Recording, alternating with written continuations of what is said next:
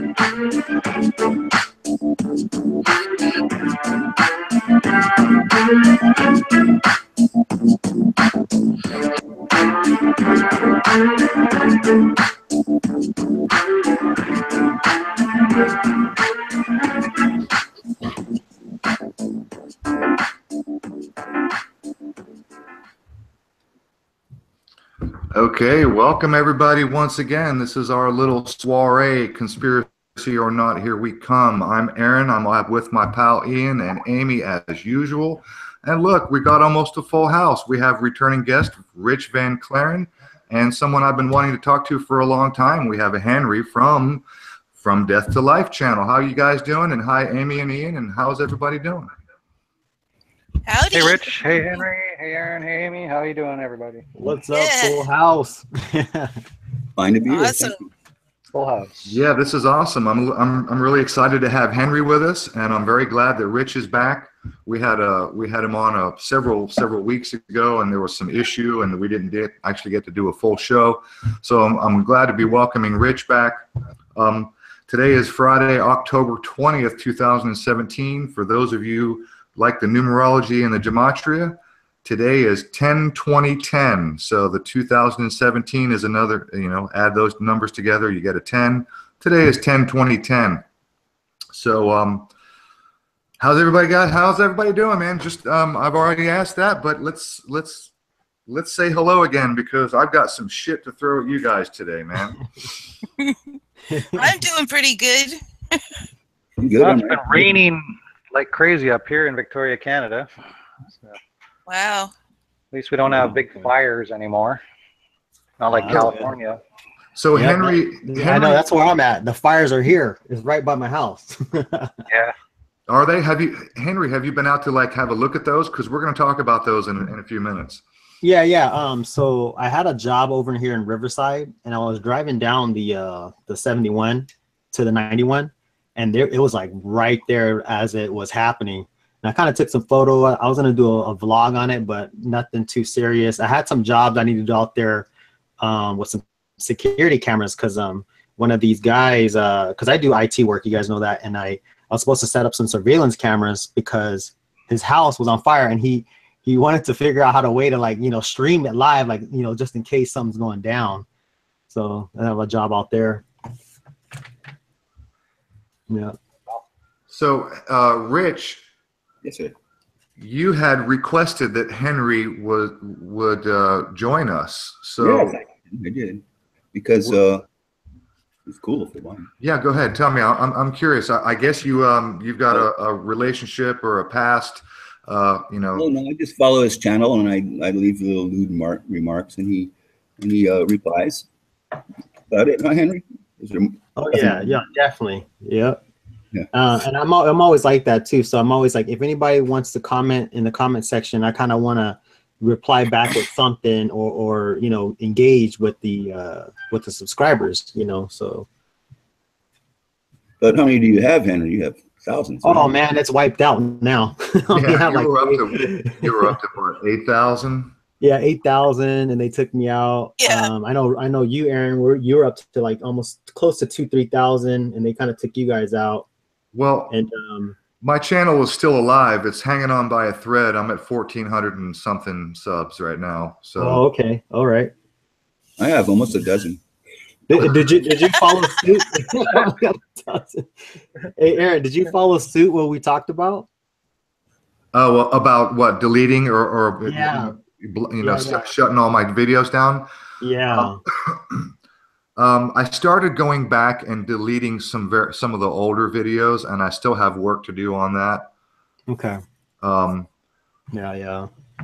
But I should have listened to you when I had that 8,000 subs, and then remember I made that video and I told you guys, oh, I'm gonna put it to private, and oh yeah, that's not gonna get me in trouble, you guys. You know, sure enough, like days later, they got me on that third strike, and it took me out. So, well, I left you that comment because Robin from How I See the World had already been through it and experienced it, and and then during that whole week or month long debacle where people were getting struck left and right and everybody was getting demonetized, when all that stuff was going down.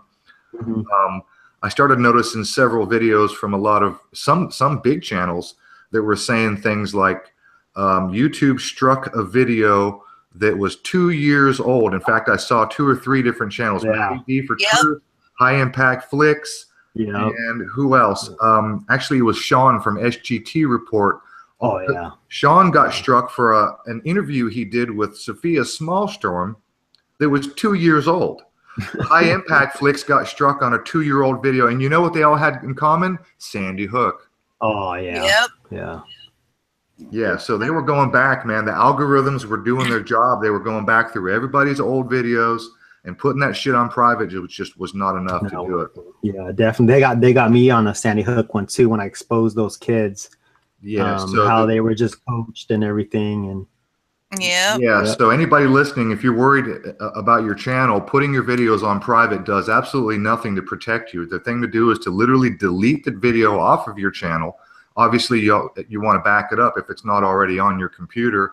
You want to download it and have it so you can re-upload it sometime in the future, or change it and re-upload it.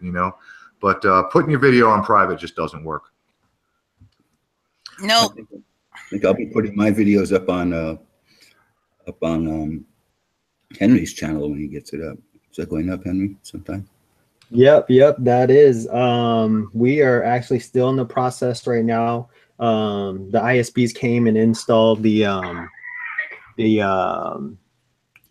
static IP address. When you guys run servers and stuff like that, you're gonna need to know like Apache servers. You're gonna need to know like Windows Server. So that's all geared up, getting ready. So the next thing we need to do is just install the scripts, and the scripts is almost here. You know what I mean? So once we have that, man, it's full reign. And then I know Amy said it needs to be, it needs to be locked down. It needs to be secured. And that's what we're working on right now is securing it, locking it down, and getting all the legal stuff and legal fees out of the way. So just in case something happens. Right. Yeah. Yep. Well, I hit 2,000 subs. I'm at 2,027 now. I just checked. I'm at 762. Woohoo! How many? Definitely. 2,000 and how many? 2,027. Nice. Oh, I'm catching you, bro. I'm catching you. I was like 700 behind you not long ago. You and I have been floating along for a long time, and you were literally double what I had, and that lasted for months and months, and now I'm starting to catch up. So cool. Okay. So listen, you guys, I usually like to, throw out some like news articles and things that come across my way throughout the week that I think are worth, pissing people off. And boy, have I got a few things that are probably going to piss some people off. This article, and I don't have it open right now. Maybe I'll pull it up and we could read a little bit of it. And we may not even need to. The title, the headline is probably going to be enough. This article was actually sent to me by my mom. Many of you who listen know that my mom is a fan and listener. She sent me this article the other day. Deaf and blind patrons must be able to go to the movies. You guys heard about that one? Say again, I'm sorry, I was distracted. Deaf and blind people, patrons. I'm going to see if I can get this article up. Here, I've got it right here. If you want, I'll screen share. Yeah, you guys are way faster than me. My computer just isn't that fast, so I appreciate that. So yeah, deaf and blind patrons, and by all means, screen share, Ian. Deaf and blind patrons must be able to go to the movies. I mean, are things not fucking crazy enough? Yeah. Wow. They are crazy enough. You know, just when you thought it couldn't get any crazier, what is this? Federal disability law requires movie theaters to provide specialized interpreters to patrons who are deaf and blind. Are you kidding me? So they're going to sit in there and talk ridiculous. while the movie's going on? This is just a burden on small business. Yeah. That's all this is designed to do. It's like every time they change something, just like the whole transgender thing, the whole bathroom thing, it's like now we got to have 3 bathrooms. I don't care how big or small you are. You know what I mean? If you're a restaurant, you got to have 3 bathrooms. And so now you got to fucking remodel and get a plumber. And are you kidding me? It's insane. They're Yeah, really I'm going to start trying titling.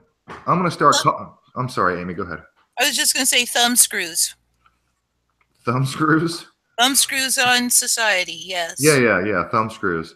I'm going to start titling the first 30 minutes of this show, News of the Insane. There you go. Yeah, really. So, I mean, anybody want to pipe up with, you know, their irritation over this whole idea, feel free. Otherwise, I'll move along here. Not me, I'm stunned.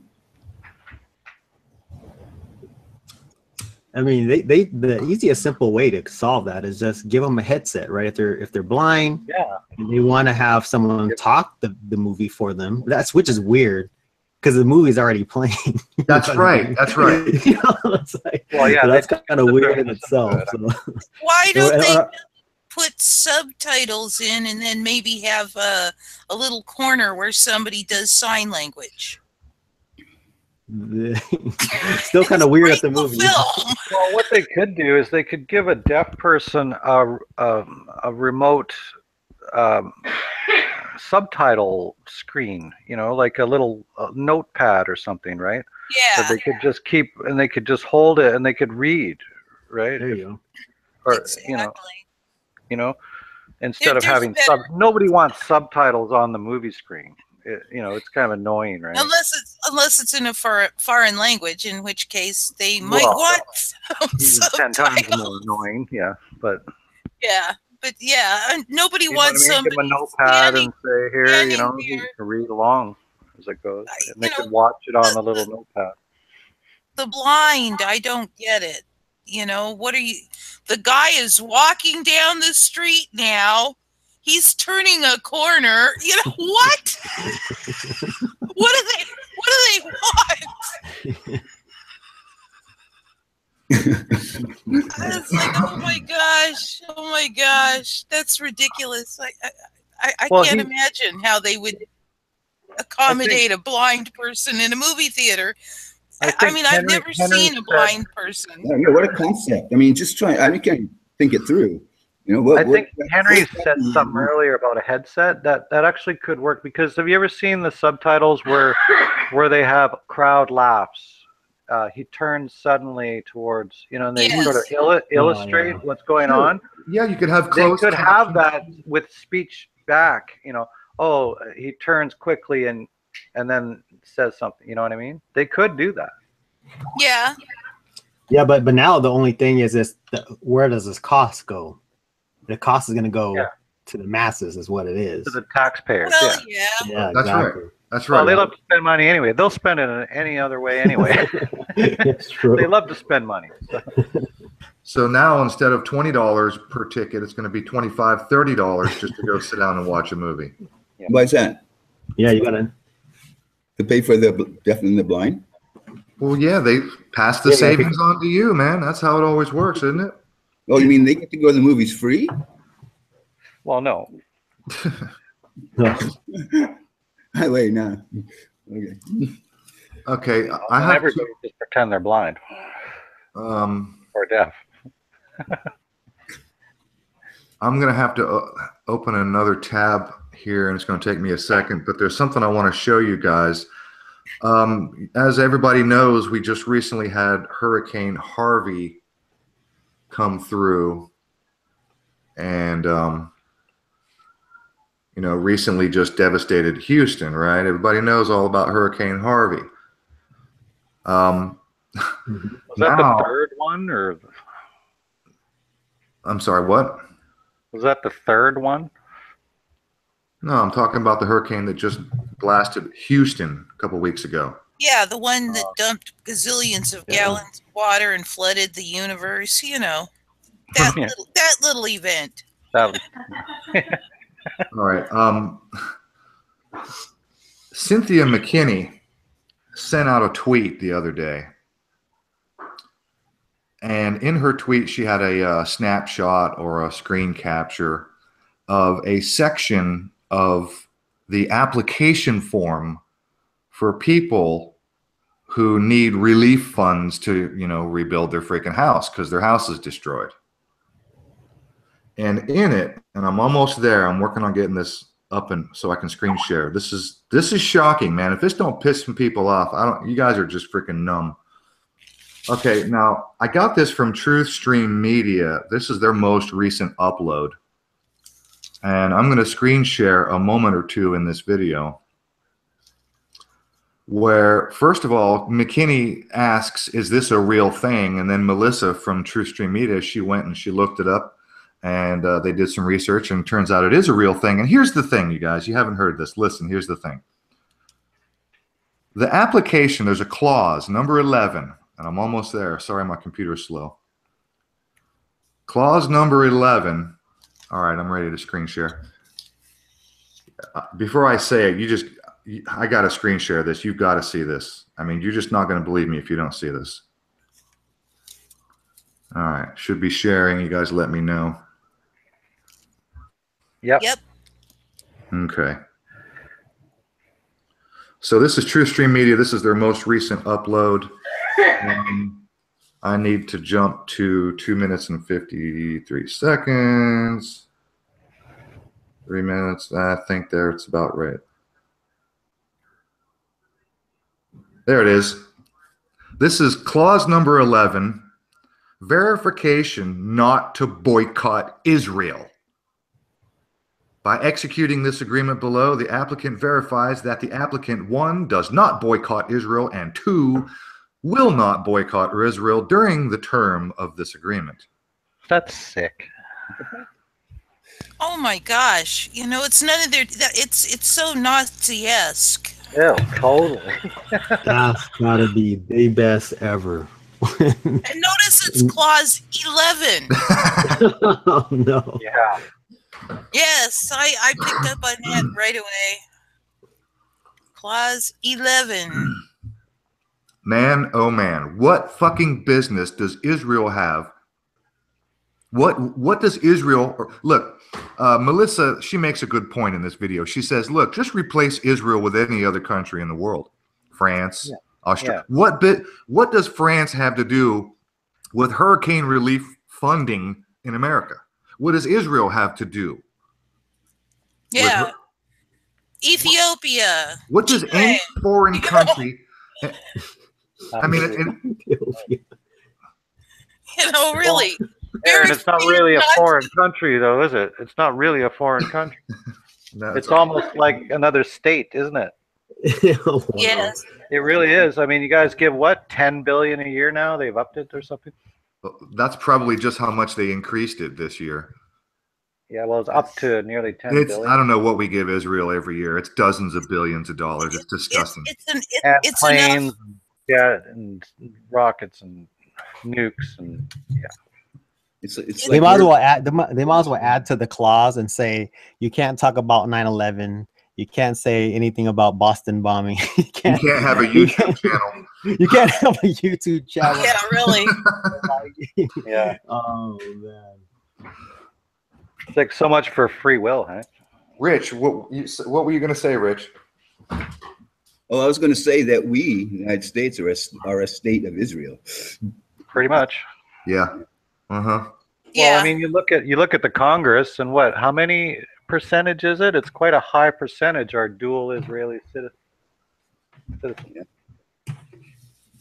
Okay, so a little bit further along, they actually make a phone call. It says here, listen to this level of awkward hesitation at the realization of what he's referencing. So basically, this is a little text insert that they added while they're playing the audio recording of Aaron Dykes actually calling.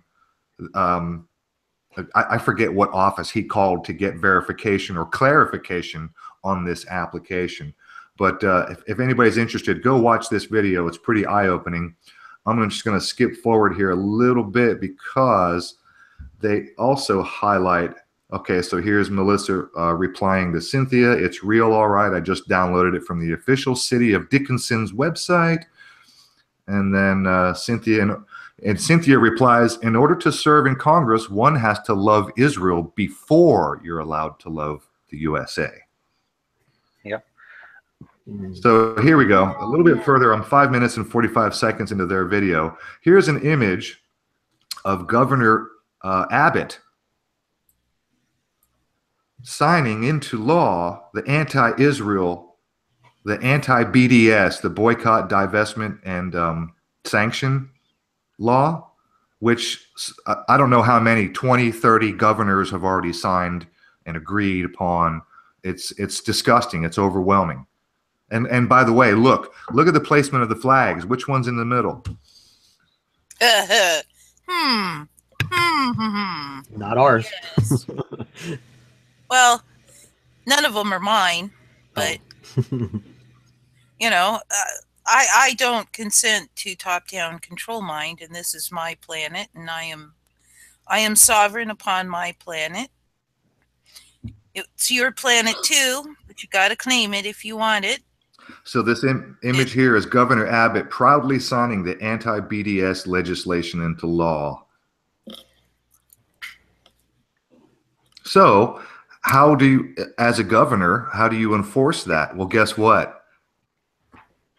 This is how. Right there. Through the clause, yeah. This is how. Oh, your house got destroyed? I'm sorry, we can't give you any of our federal dollars because we don't know if you're boycotting Israel or not. And by the way, how do you prove a negative? Yeah. How do you prove that you're not boycotting Israel? You didn't go out and buy an Israeli product this month. Yeah. You must be boycotting So how do you know which is Israel and which is not? You know. What I mean, how do you verify that? How do you verify? Oh, this is sad. This is Stasi. You know, there's a lot of products that not sure that have some kind of tax connected to them that pay Israel, that somehow they collect a few cents from each product. You know, and I can't put my I don't, do you know what I'm talking about? It's on most foods, and so if you're buying any of those foods, you're not boycotting Israel, right? Do you know what I'm talking about? Actually, I don't. Okay, well, there is a tax. There is.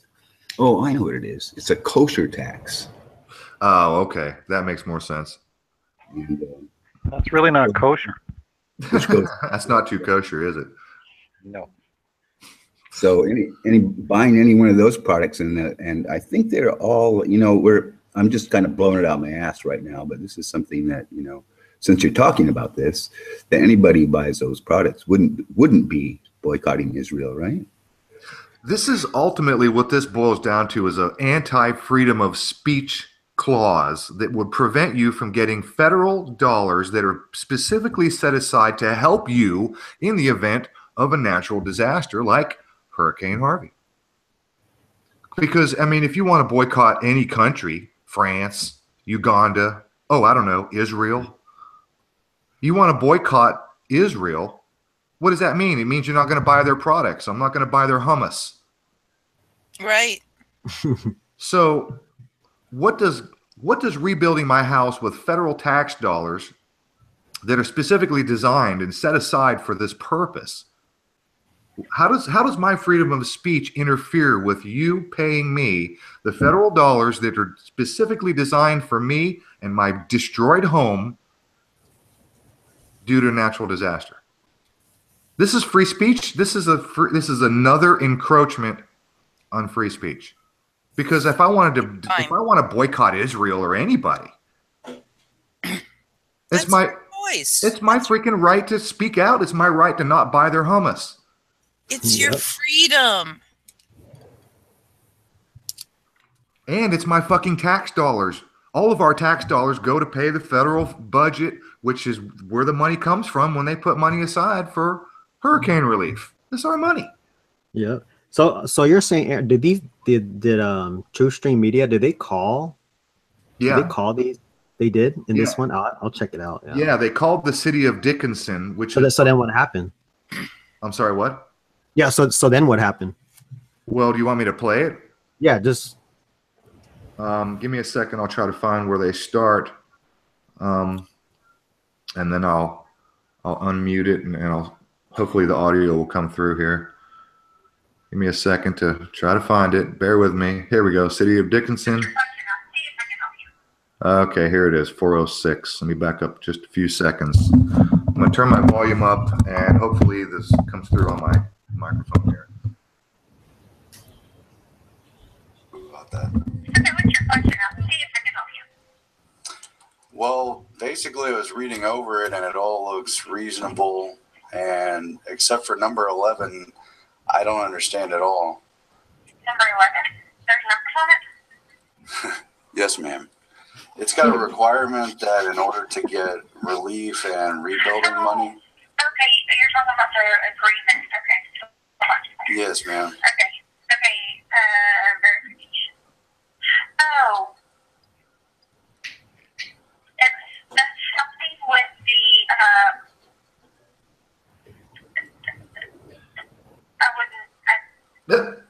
I'm gonna let you talk to me. oh man.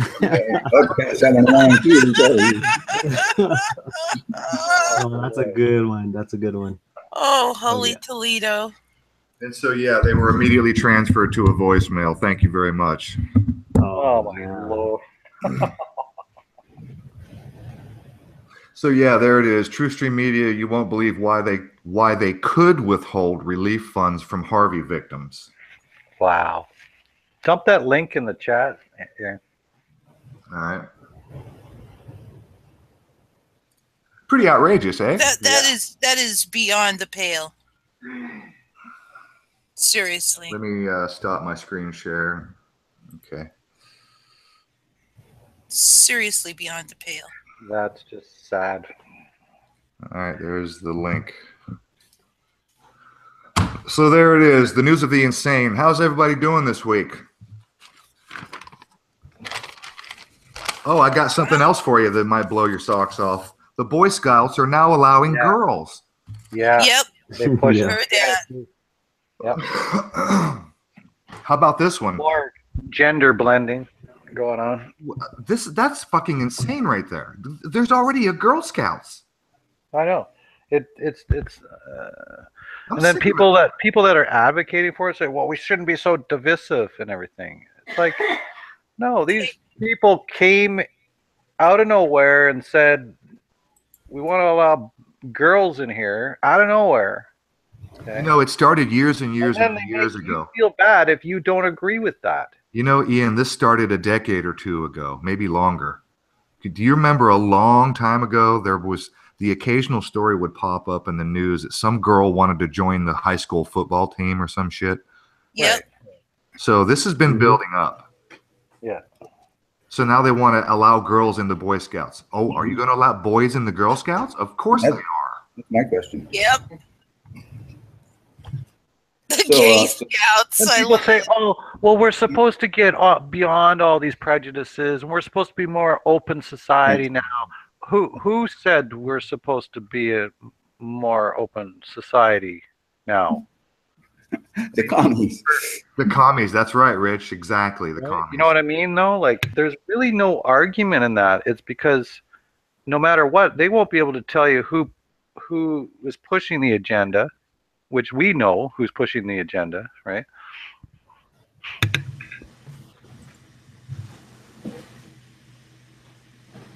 Yep. And if you don't accept it, you're a mean, bigoted prick. That's right. Yep. No, I don't accept it. I am a mean, bigoted prick. So Or homophobe. You're a I'll settle homophobe. for You'll get labeled no matter what. So that's it. So I wonder if just being a mean, bigoted prick is a crime. I mean, you know, it's like, Well, it is. It is to liberals. You should be locked away and sent to an island, or burned at the stake.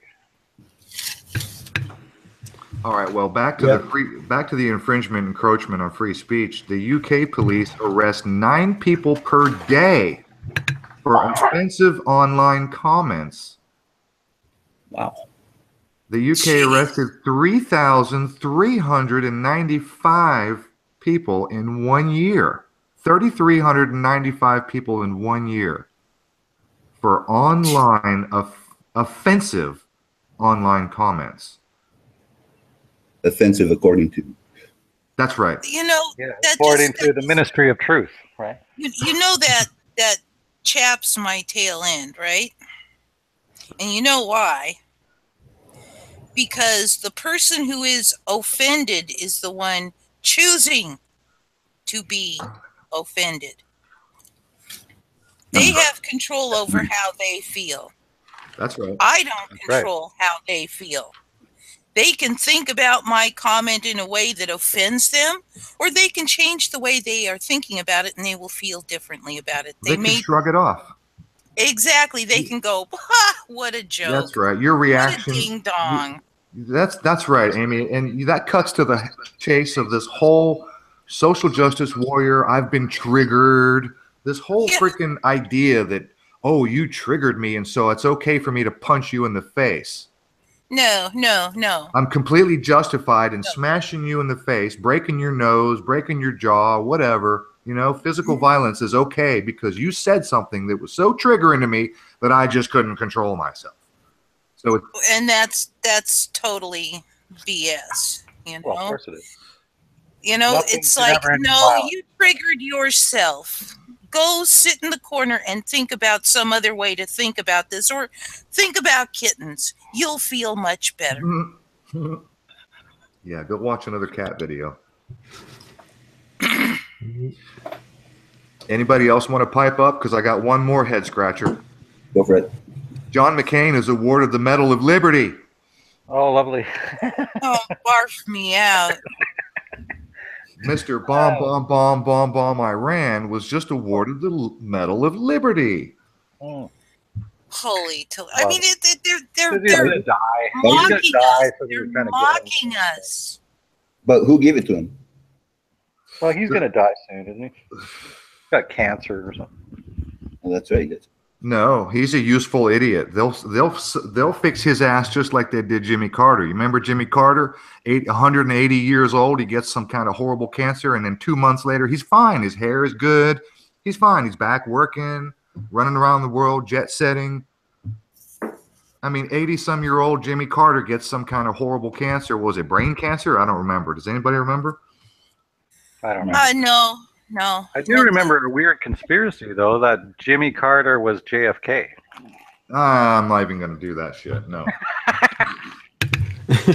You want to have Dallas Goldbug on here, I'll skip that show. No, I'll pass. Nah, I'll pass. Okay. All right, you guys. One more thing I want to talk about before we get into the Vegas thing, and I'm going to need to open up another tab and share a window again. The California wildfires. I want to talk to Henry since he lives out there and get his take on what he thinks. And by the way, Henry, have you been like going around and checking out the damage and the fires and maybe taking some video? No, I want to, but I've been pretty busy out here just getting this stuff for the servers and stuff up. But I do want to go out there. I do have a drone. I do want to fly it out there. I think it's Amazing Grace or something. It's a Grace or something. She's been doing some catching some good footage out there. In Truth by Grace. Oh, yeah, Truth by. There you go. Yeah, her, and she's been doing some real good digging in there. And finding out like it's, you know, they're using either like energy weapons or something that is military grade. that is not burning, bushes right around the home, but it's just destroying business and homes like to the like dust, So So I do want to go out I don't there. know, like how is Sounds this 9/11-ish, doesn't it? how is this worse than any other fire though? Like is this just like much more intense than any other fire they've had in California in recent history? Not really. We had a fire from the Cajon Pass, which was like the 15 freeway that met up with the Foothills fires, and that was the biggest fire. It stretched for like, I mean, hundreds of miles like apart. That was the biggest fire. For this one here, it hit a lot of rich people's homes, like Anaheim Hills and things like that, and Orange County. The only reason why yeah, go ahead. I wish somebody mentioned in the chat, I wish they could steer the fire right through Bohemian Grove. Yes. I Burn think that owl to the that's a ground. plan. Burn that owl. Yes. Yeah. Anyway, sorry, go on. Sorry, I didn't mean.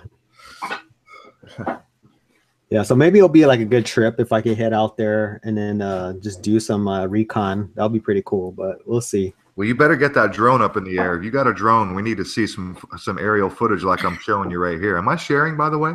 Yes. Okay. So this is from the Outer Light channel. And this first image showing here, I mean, does that not look funny to you? Yes. That look a little suspicious? What's with it?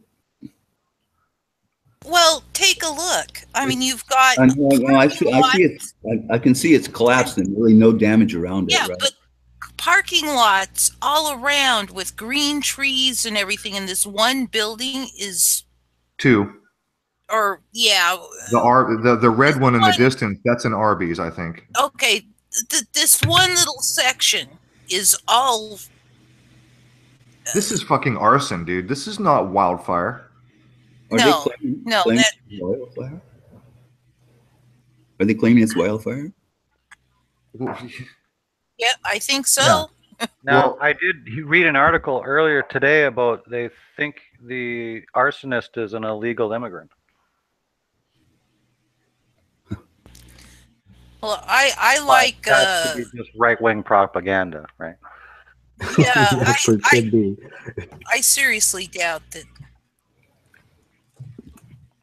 Yeah, well, what really intrigues me is, having grown up in California, yeah, we'd get a wildfire every so often, but I have never seen the number of wildfires all at once. Now, please bear in mind, guys, here in BC, Canada, like, we had the worst fires in a long time here this year, too. So this isn't out of the ordinary to me. Like, it's a big, I'm going to say that recently they have tested out in the soils, along with their nanoparticulates of aluminum, strontium, and barium, they have been finding titanium. Now, titanium burns easily and very hotly. And so if they are spraying us with titanium and then setting fires to things, they are going to be touted as the worst ever because they've got so much more fuel. I have always the chemtrail layer is trapping the heat in too.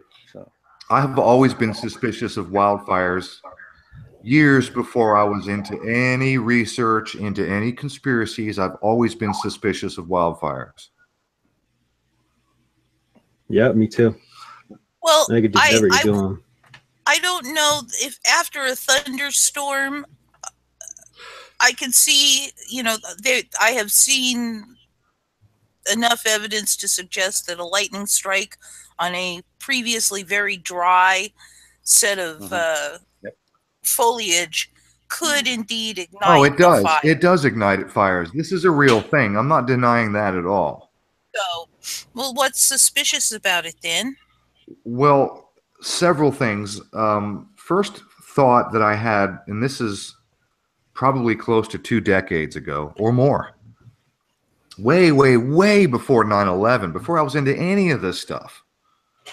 And California, the West, they would have yearly wildfires, and the wildfires would roar out of control, and it would be all over the news and all this damage. And then they would tally up. They would tell you, oh, this many billions of dollars of damage this year. And then the next year would roll around $2 billion of damage and $5 billion of damage.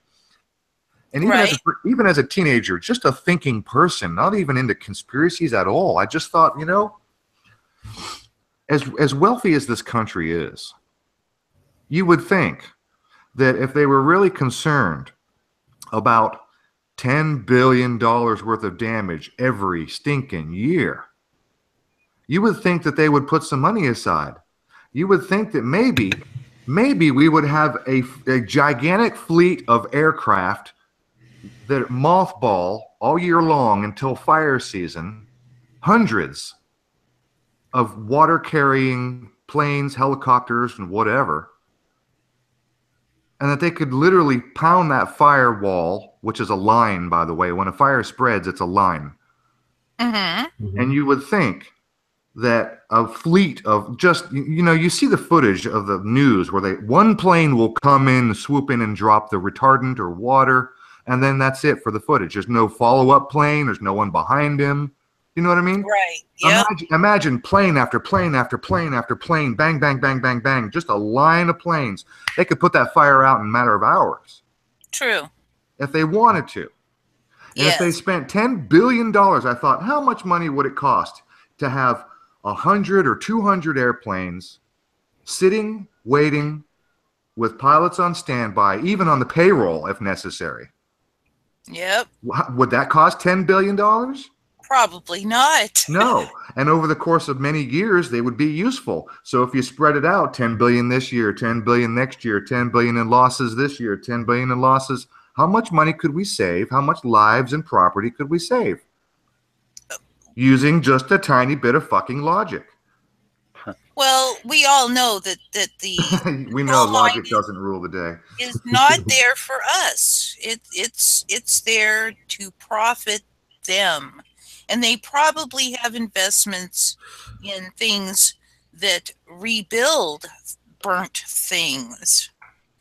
Right? That's right. That's right. Yep. We know. Yep. You're right, Amy. You're right. I know, and you're right. But I mean, I was just a teenager, and I'm thinking to myself, look, if they really wanted to solve this problem, they could. Yep. And it wouldn't take that much.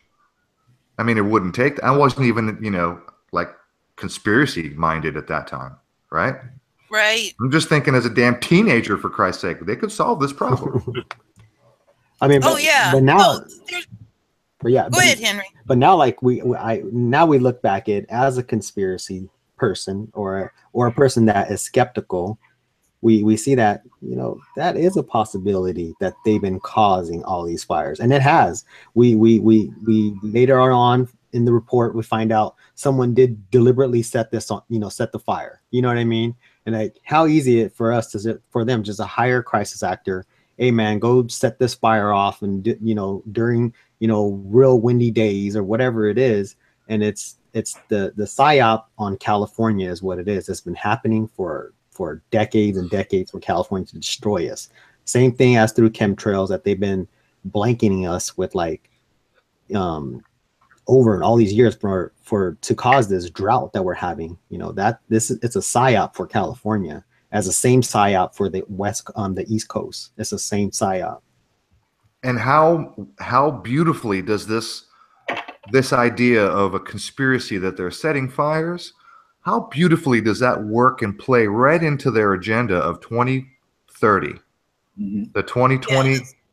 Oh yeah. Because California is leading the way in the whole world in sanctuary cities. 10 to 21, yeah, we are. Right. They're pushing people out of the you know, the rural areas, and they're trying to push people into the suburbs. And if you're one of those people who live out in the rural areas, you're subject to forest fires, wildfires, brush fires. That's right. Yeah.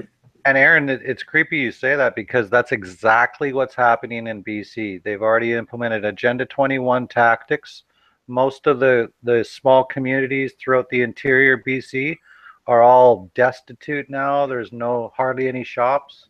They're all moving into the inner cities, and now they had that huge fire which took out a lot of smaller communities throughout BC. So yeah, And most people don't make it back. No, so No. yeah, that's let me right. ask you a question With the about that. Fort Go McMurray ahead. fire, a whole lot of people did not go back. Go ahead, Rich. No, that was really kind of the answer to my question. Is it they're not permitted back, or They just don't want to. They can't get back. They may not have insurance. They may not be interested in going home and rebuilding their house from scratch. Right. Yep. And I know somebody who had to move from Fort McMurray, the big fire they had there a year or two ago, and she moved to BC, and she just didn't want to go back because of the nightmare of it all, because of the memories that she had. That's so crazy, because you guys talk about how it's like tying to Agenda 21, Agenda 2030, and and my city. I don't know if you guys are in like a major city, but my city is coming like a, what is it called? A mega city, where they're building these skyscraper homes now. They're like 3-4 story high. Yeah, it's like 3-4 story high. We're getting all these metro trains coming in now. And it's like all these hospitals are coming into our city, and we're like, man, what is going on? But Henry, we could, yes. You watch Grindal 61's channel? No. Oh, you're in California, right? You definitely need to sub to Grindal 61. Grindal, yeah. Grindal, whatever you want. Yeah, Grindal 61. Here, yeah, I see it here. Yeah, you definitely need to. He goes to all of the city council meetings and exposing the sanctuary cities and the toll lane. The toll lanes are putting in the Agenda 21 that they're doing. He goes in, and a bunch of his buddies and stuff. They all film videos of that. To be clear, and his name escapes me. Gary. His name is Gary. Gary. He's very politically active. He's not conspiracy minded per se. No. He's all about Trump. Okay. Oh, yeah. So he's stuck in the paradigm. Yeah. So just be aware. He's very politically active, and he's doing great work. Okay. On one end, he's doing great work, but on the other end, he's totally still stuck in the Trump, the left-right paradigm. You know. Right. He doesn't quite grasp yet that it's a corporation and we don't have any say. Yeah. Okay, so just one. That is a sad part, though. I really wish like people could really realize and see there is no left, right, like you said, Amy. So man, there is no government really. The government is run by a shadow government that's way above any local government at all. Yes. Okay. So before I move on, we've talked about this before. At least I know that I have. And I've mentioned the channel Changing Reason, who put out a great video a while back before he disappeared off of YouTube. His video was all about the number 42. And he said, anytime you see the number 42, and he must have gave 25 or 30 examples of news articles in that video. It was overwhelming. So anytime I see the number 42, and I'm still sharing, I hope, you guys see it right there in the first paragraph. 42 people. The blaze has killed 42 people. So, I mean, you never know what to freaking believe anymore. So I'm just going to, real quick, I want to jump through this video. And again, this is the Outer Light, I think. Yes. Yeah, the Outer Light channel. There's a couple of images in here that I just want to highlight real quick before we move on. And let me get my other notes because I've got timestamps written down. Let me see. Right here at 1 minute. Okay, I was already there. The next one is about 3 minutes. Some drone footage of this particular area that he shows. And then from 3 minutes, I'm just going to let this play. There's no need for any audio, but just watch this video here. This is somebody flying their drone around this particular parking lot. As you can see, it's nothing but concrete. Now, we know that fire out in the wilderness, when it's grassy and dry, fire does jump, but not in rural, in urban settings when there's nothing but concrete and streets. Yes. Parking lots and roadways. I mean, look at that. Those two buildings right there. There's no excuse for those two buildings to have caught on fire. With zero anything else damaged. Yeah, that. Now he does drop this image into Photoshop, so he can examine the still shot. On the bottom of the screen, you can see that the grass next to the roadway. There's an arrow on the street, the very, very bottom. You can see the scorched grass. But that still, by the way, I've had grass fires in my yard. They're only about 3 or 4 inches tall. They creep along, and they usually don't burn anything else unless they find a good fuel source.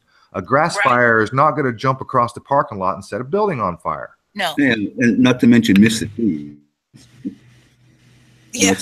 It's not big enough to burn the trees, but easy enough to go there and jump across the parking lot and burn those buildings down. Right. Right.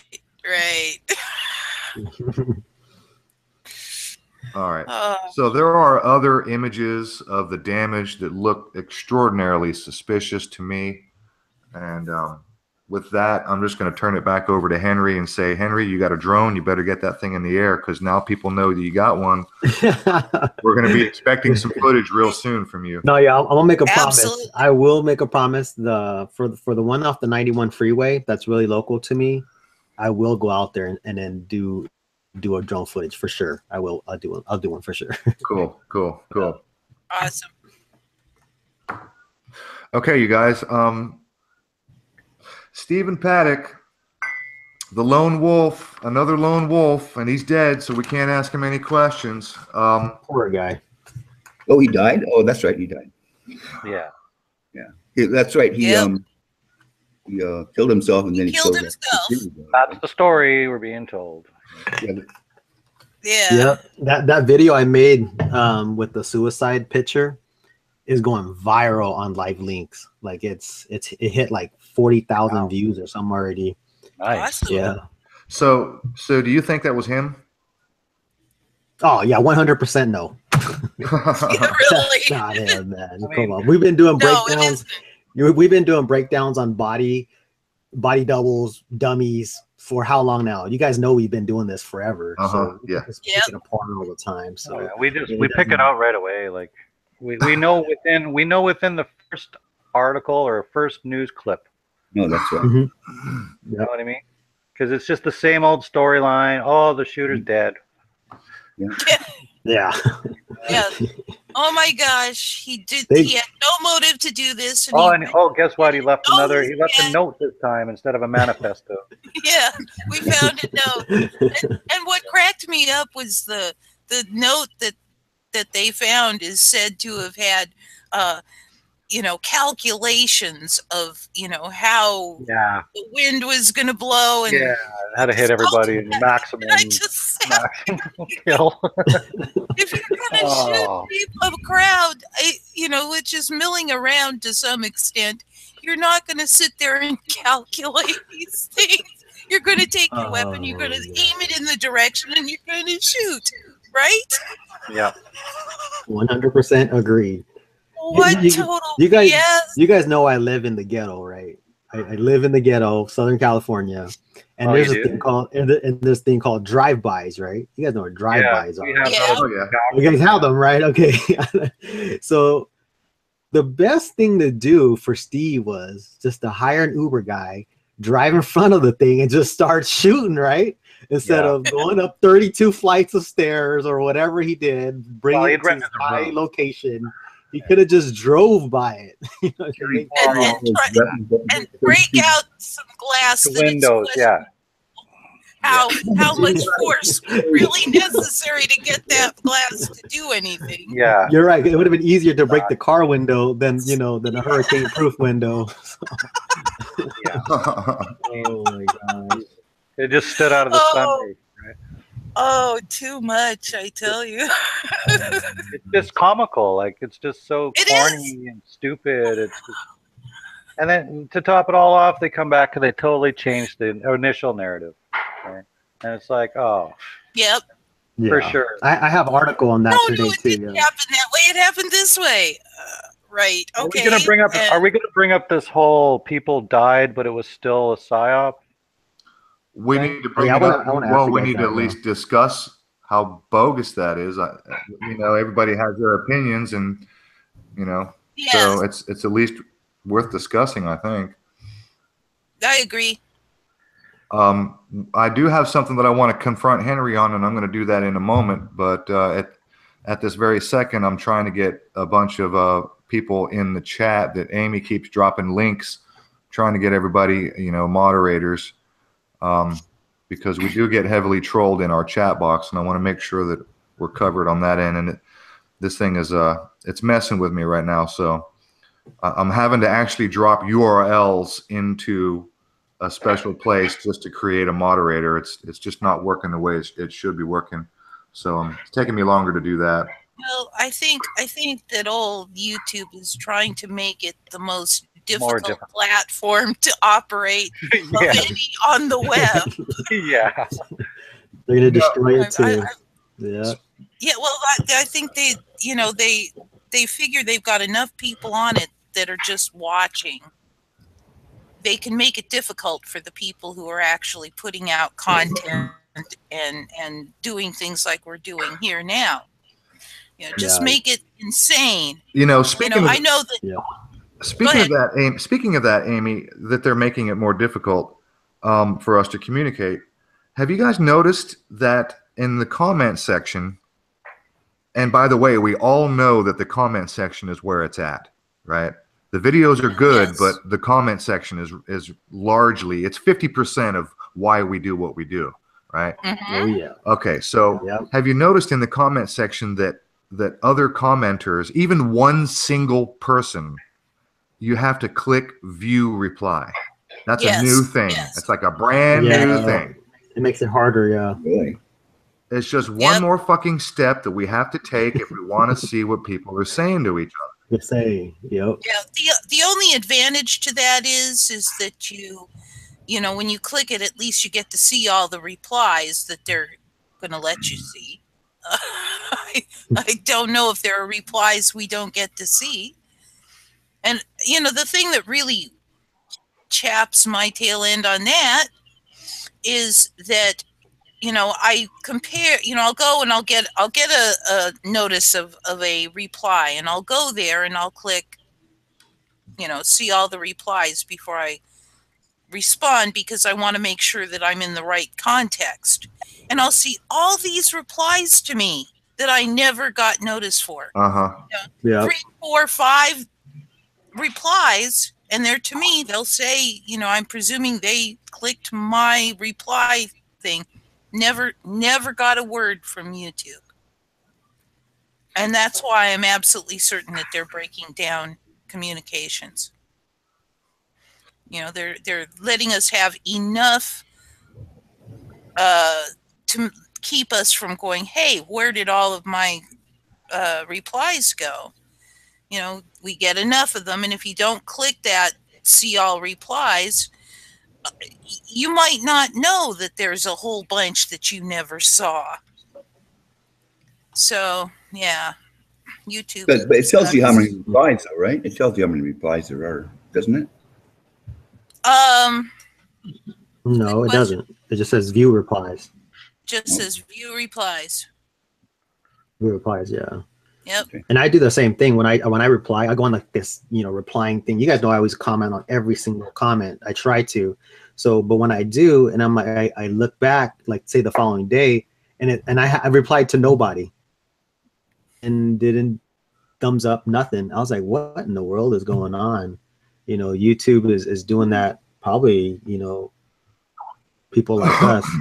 So, and the same thing when I try to, and then when Aaron sent me the link to go ahead and mirror and promote the, you know, the live feed today, when I uploaded it went to a whole blank screen. Like my whole screen on my computer went blank. In the world, like this is crazy. And I had to do it like 2-3 times just to like mirror that video. Yeah, So I keep having my computer crash. This is a still of Jesus Campos on Ellen. Yes. Hey, Henry, was it you that was saying compost or something? Yeah, I messed up on the It's name. actually Campos. It is Campos. I'm like, and then people, they commented like saying it's Campos, and I was like, man, I got this from mainstream media. I think it was like from Snoops, and But I got it from ABC. They messed his name up. Well, when I first heard his name, it did cross my mind. Compost. What I heard, and of course, I'm sure this is all to create all this confusion. What I heard was that that they had caught a second shooter named Jesus Campos. Really? Okay, Oh, that's my why God. they had a Jesus Campos and a Jesus Oh my God, that's probably why. More mass confusion. You know, it's like Jesus compost. Like they're mocking, like they're just cutting Jesus down. Jesus compost. That's right. Yeah. Oh my God. Yeah, more mockery. Hey, Henry, I want to ask you a question. When Las Vegas first happened, which, by the way, was on October 1st, the first day of the 10th month, Route 91, 9 plus 1 is another 10. No. The first reports was he had 10 guns in his room. Yep. Our shooter was 64. 6 plus 4 is 10. 10. Yeah. I saw 10s all over this within the first 5 seconds. It was on 10-1, right? So Henry, what was your first clue that this? All right, besides the fact that they keep doing this and we automatically, people like us, we automatically go, oh, it's fake, and then we figure out why. We work backwards. We work backwards. It's fake until proven real. Yeah, some of us go, okay, the probabilities are 99% probability it's fake. Right. Let's see if there's any evidence it's real. Okay, so. Oh, no, there isn't. Okay. So, Henry, what was your first actual clue besides the automatic response that us truthers have? What was your first strong indication that it was fake? Well, you know me, I dig. Well, you guys notice on my videos or my channel, I always upload the raw footage first, and then I do the breakdown.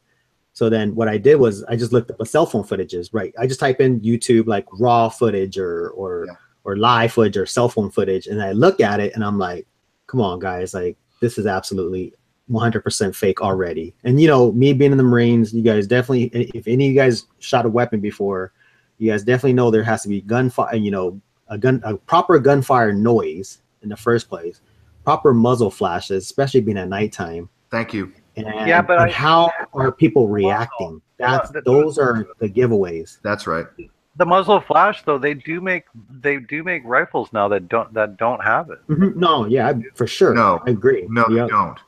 They're called flash suppressors and they only look what's they make it's parts. A suppressor. It's not an eliminator. It's the flash suppressor, not a flash eliminator. And by the way, the cell phone footage that we have is looking directly at the shooter. So you're looking directly down the muzzle of the barrel. There's going to be a flash. And you might get hit by the bullet. And if he had silencers on, like they said, those guns would have burned up within like one cartridge. Yeah. I knew a guy who was a machinist, and he was a big gun advocate, and he made a couple of different silencers of his own, and then he he threaded the tip of his rifle, and then I'm not saying this is legal. I don't think this is. I think you're allowed to make one, but you're certainly not allowed to make more than one, and you're not allowed to sell them. But he showed me what was inside and how they work. And Henry, you correct me if I'm wrong. You probably have more experience with guns than anybody on the panel combined. A silencer is designed to absorb the heat energy because it's the explosive gases that causes the shock wave, which creates the sound. Yeah, yeah. Have you ever seen like on YouTube how it suppresses it? It takes that shock out of it. So all you're gonna see is pretty much either smoke or the bullet itself. But the thing about it, he showed me the inside of the one that he made, and basically he used washers. Now, there's a kind of washer that you can buy from Ace Hardware, Home Depot. They're really, really thin, and they're bent.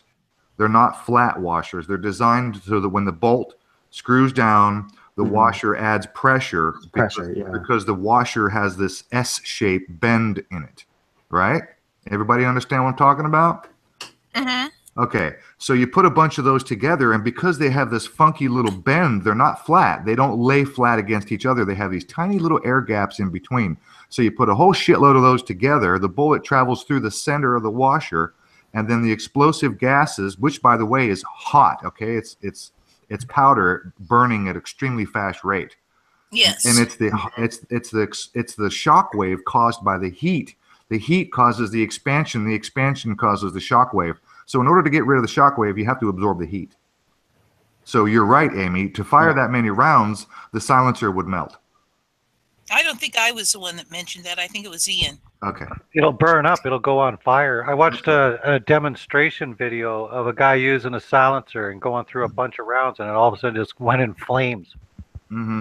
There's another video floating around of a guy who shoots one rifle, and he's got a whole table, a pile of. Yep. He's got 30 round magazines. He's got a couple of the can mags that have 75 rounds each. 75. He fired roughly 900 rounds, and the damn barrel of the gun caught on fire. The wood stock on the barrel caught on fire. Yep. So so first and foremost, you just can't do that with one gun. Rich, you've been pretty quiet the last while. Yeah, pipe up, Rich. Don't be afraid to jump in. Is he there? We Where'd he lost go? Rich. Went into the ether. Okay, so we tried covering Vegas a couple of weeks ago, and with Mark from Global Agenda, and I want to show you guys something real quick. You guys know me; I take a lot of notes, and I usually come prepared with pages of notes. When it comes to Vegas, and literally within a matter of about 2 or 3 days, I gathered 1, 2, 3, 4, 5, 6, 7. I gathered 8 pages of notes. And I gathered so many notes. Look at this. My pages were so full that I had to start adding sticky notes on top. I got notes. I got 2 or 3 pages of this shit. I got notes on top of notes. But my point is, we had Mark on, and I didn't get to cover everything. One thing I do want to bring up is the creepy and very strange, and it'll probably take me a second. I want to pull this up, and I want to read it to you. What's his name? Boris Johnson. You guys know this character, Boris Johnson? The weird politician. I think he's a British politician, right? The blonde-haired guy with the Justin Bieber haircut, the guy who got in trouble, I don't know, it was last year. You know who Boris Johnson is? I've heard of him, but I don't have any details stuck in my mind. Okay, I'm going to pull this up. Boris Johnson, I think it was a week before, only a couple of days. Boris Johnson gave a speech, and I forget exactly where. It might have been Myanmar or someplace. He gave a speech where he recited the poem Mandalay. Right. Yes. I remember that now. That's where I've heard the name, because I remember that I forget. I also forget exactly where he was, but yeah. Yep. The poem is by Kipling, and it was Myanmar at the Myanmar temple. Now, if you guys like the esoteric, this is a rabbit hole that'll keep you busy. This one rabbit hole alone.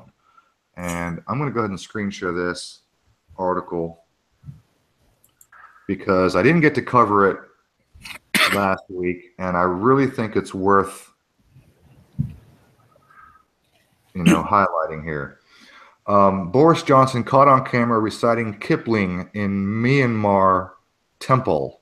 Foreign Secretary, his impromptu recital of colonial era poem was so embarrassing, the UK ambassador was forced to stop him.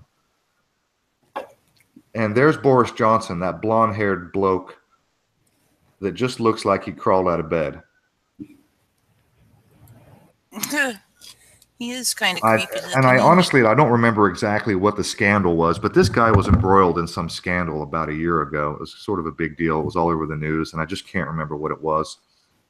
The Foreign Secretary has been accused of incredible insensitivity after it emerged he recited part of a colonial era Rudyard Kipling poem in front of local dignitaries while on official visit to Myanmar in January. Okay, so it was in January. So I misspoke. It wasn't a week earlier. It was in January.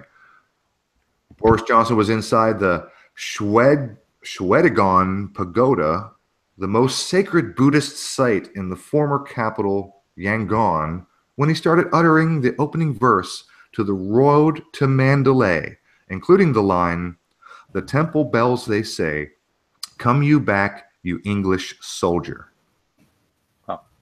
Now, I've got a note here, and it might take, I got pages to sift through. It might take me a second to find it, but there's something really, really interesting. And like I said, this is a rabbit hole that'll keep you busy if you're interested. George Orwell himself told a friend, he told his friend Malcolm Muggeridge, now get this, George Orwell told a friend, his friend Malcolm Muggeridge, that he thought The Road to Mandalay was the finest poem in the English language. So if that's not interesting enough, let's go read that poem because it's kind of strange. And I should be able to just delete Boris Johnson and get the poem here. Not to keep harping on Bohemian Grove, but they also had a Mandalay camp at the Bohemian Grove. Oh, just they like did? Yeah, just like the Bushes had their the hillbillies, apparently. They all have their little camps within the whole thing. No, I didn't know that. Mandalay camp. So this character, Rudyard Kipling, has his own society, the Kipling Society. So here it is. And I'm probably not going to read the whole thing.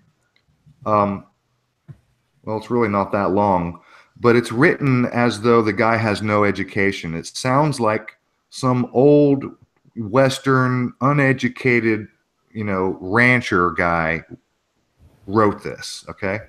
It's rather poetic, but it's written in a vernacular that's not used today. So I'm going to try and get through this. By the old Momian pagoda, looking lazy at the sea, there's a Burma girl a-settin', and I know she thinks of me. She thinks, oh, me. For the wind is in the palm trees, and the temple bells, they say, come you back, you British soldier, come you back to Mandalay. Come you back to Mandalay, where the old flotilla lay. Can't you ear their paddles chunkin' from Rangoon to Mandalay, on the road to Mandalay, where the flying fishes play? And the dawn comes up like thunder outer China cross the bay. Can you guys see this? Yeah. See how he writes this? It's interesting vernacular. Sounds like he's talking about a place on the ocean. Her petticoat, as in her, it's abbreviation. Her petticoat was yeller, and her little cat was green, and her name was Soupy Ya Lat, just the same as Theba's queen. And I seed her first a smoking of a whackum white cheroot, and a wasting Christian kisses on an heathen idol's foot. Bloomin' idol made o' mud, what they call the great god Bud. Plucky lot, she's scared for idols when I kissed her where she stood, on the road to Mandalay where the flying fishes play, and the dawn comes up like thunder outer China cross the bay. When the mist, I mean, this is, I'm not going to continue reading this whole thing, but this is, this is something else worth, picking apart and analyzing. This is really interesting. Actually, I'm just going to scroll through this slowly so it's on camera since I'm screen sharing. Where did I leave off? Was Right it at the end of that one there. Okay, so there's that. That's all shoved behind me long ago and far away. And there ain't no business running from the bank. There ain't no buses running from the bank to Mandalay. And I'm learning here in London what the 10-year soldier tells. If you've heard the east of calling, you won't never eat not else. God, I feel dumbed down already just reading this. Me too. I'm having a hard time following. So. I know. Oh my gosh. It's really worth reading a couple of times to get the gist of what's being said here. Oh, I understood it the first time I read it, but then I grew up reading British fairy tales and stuff, right. And so I got a lot of feel for that approach. So check this last stanza. Ship me somewhere east of Suez where the best is like the worst, where there aren't no 10 commandments and a man can raise a thirst. For the temple bells are calling, and it's there that I would be, by the old Moldmian pagoda looking lazy at the sea. What's a Moldmian pagoda? It's a Buddhist temple. Yeah. Okay. Okay, so I thought that was really, really interesting, and I haven't really had time to go deep into that particular rabbit hole. Nothing really jumps out, though, related to Vegas. But this guy, Boris Johnson, he's not the brightest fella in the flock. And for him to be reciting that particular poem, I thought was really striking. You know what I mean? I think there's something there. I just haven't put my finger on it. Well, he recited that a few days before the event, right? No, it was in January of this year.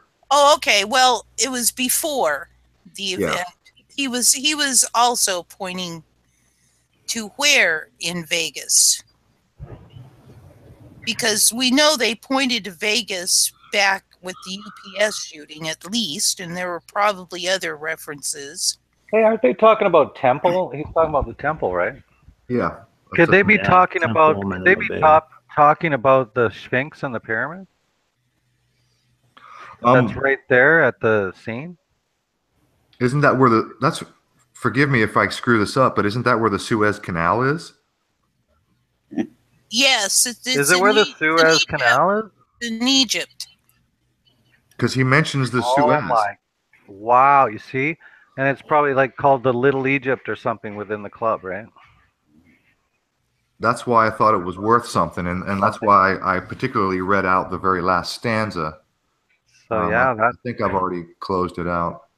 Yeah, and that's why they said like there's no. That's why they said like there's no 10 commandments. Yeah, that's interesting. They live by lies. They live by Well, because you think Las Vegas is Sin City, right? Yeah. Yeah, Sodom and Gomorrah. Yeah. Right. So yeah. Wow, interesting. And he read that out just this year, like. Well, he read part of it. He started reading the first bits of it, and then the foreign minister literally had to stop him, the article says. Oh. Because it was apparently so, inappropriate and offensive, considering where he was and what he was reading. Right. But look, you guys. C-Space mentioned that Suez, if you swap the S and the Z, you've got Zeus. Zeus, yeah. Ah, cool. Okay, so look, our friend Brian Hill made an appearance. He's communicating with me on Skype at this very moment, and he's been dropping some information in Skype, and I want to try to get to as much of it as I can, but I do realize that we have a couple of guests, and they have their own information that they would like to share. And Henry, you asked earlier if you could, screen share and stuff. So absolutely, if you got something you want to show, we'll get to that in just one moment. Yeah, no problem. One of the first things that Brian said to me that I did not know, and thank you, Brian, was that he said it took some time to figure this one out, trying to be ethical. He says, now did you know that tickets for the 91 Harvest Festival sold on the 3rd of March?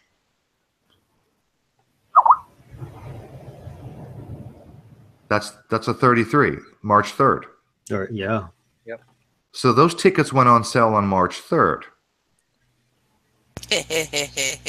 which is maybe a little bit early for a concert ticket sale. Maybe not. I mean, sometimes they do go on sale months and months and months in advance.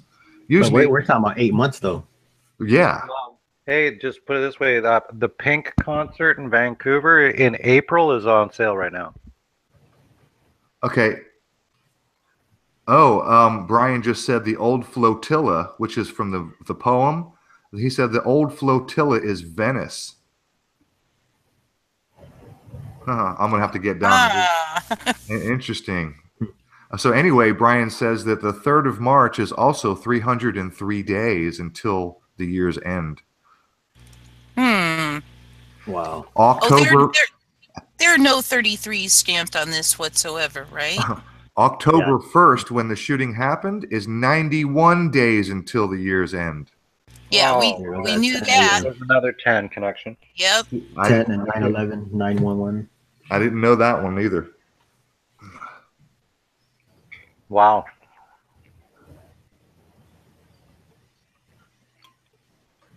Okay, he says he checked how ticket sales went last year.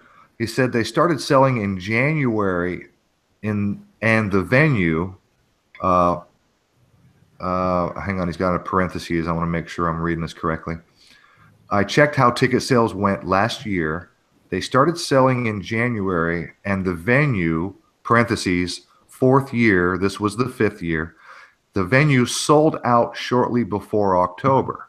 But this year, the venue sold out in June. So get that. So March, April, May, June. Let's buy a bunch of tickets for our crisis actors. Within 4 months. Now, he says they may have sold out on March 3rd, but June is the only date where this year's harvest was already sold out that he could find. So it could have been earlier. And in capitals, he says, this is important as the harvest could theoretically have been sold out March 3rd. So theoretically, the entire concert. And you know what? Blue Blood Guitar said to me in a chat on when we had Mark on, when we were talking about Vegas. Blue Blood said he wouldn't be surprised if every single one of those concert goers was a crisis actor. Every one of them. 22,000. Yeah, George and I don't Soros think has got a lot of money, so I don't think it was 22,000. It didn't look like 22,000 people. No, it didn't. No. That's probably a lie. Well, they get up to at least 8,000 in just the drills. That's right. That's right. Yeah, I got in an argument with someone saying like 22,000 people can't be in on what's going on. I'm like, no, you're over analyzing things. You know, they only need a few key players, but Exactly.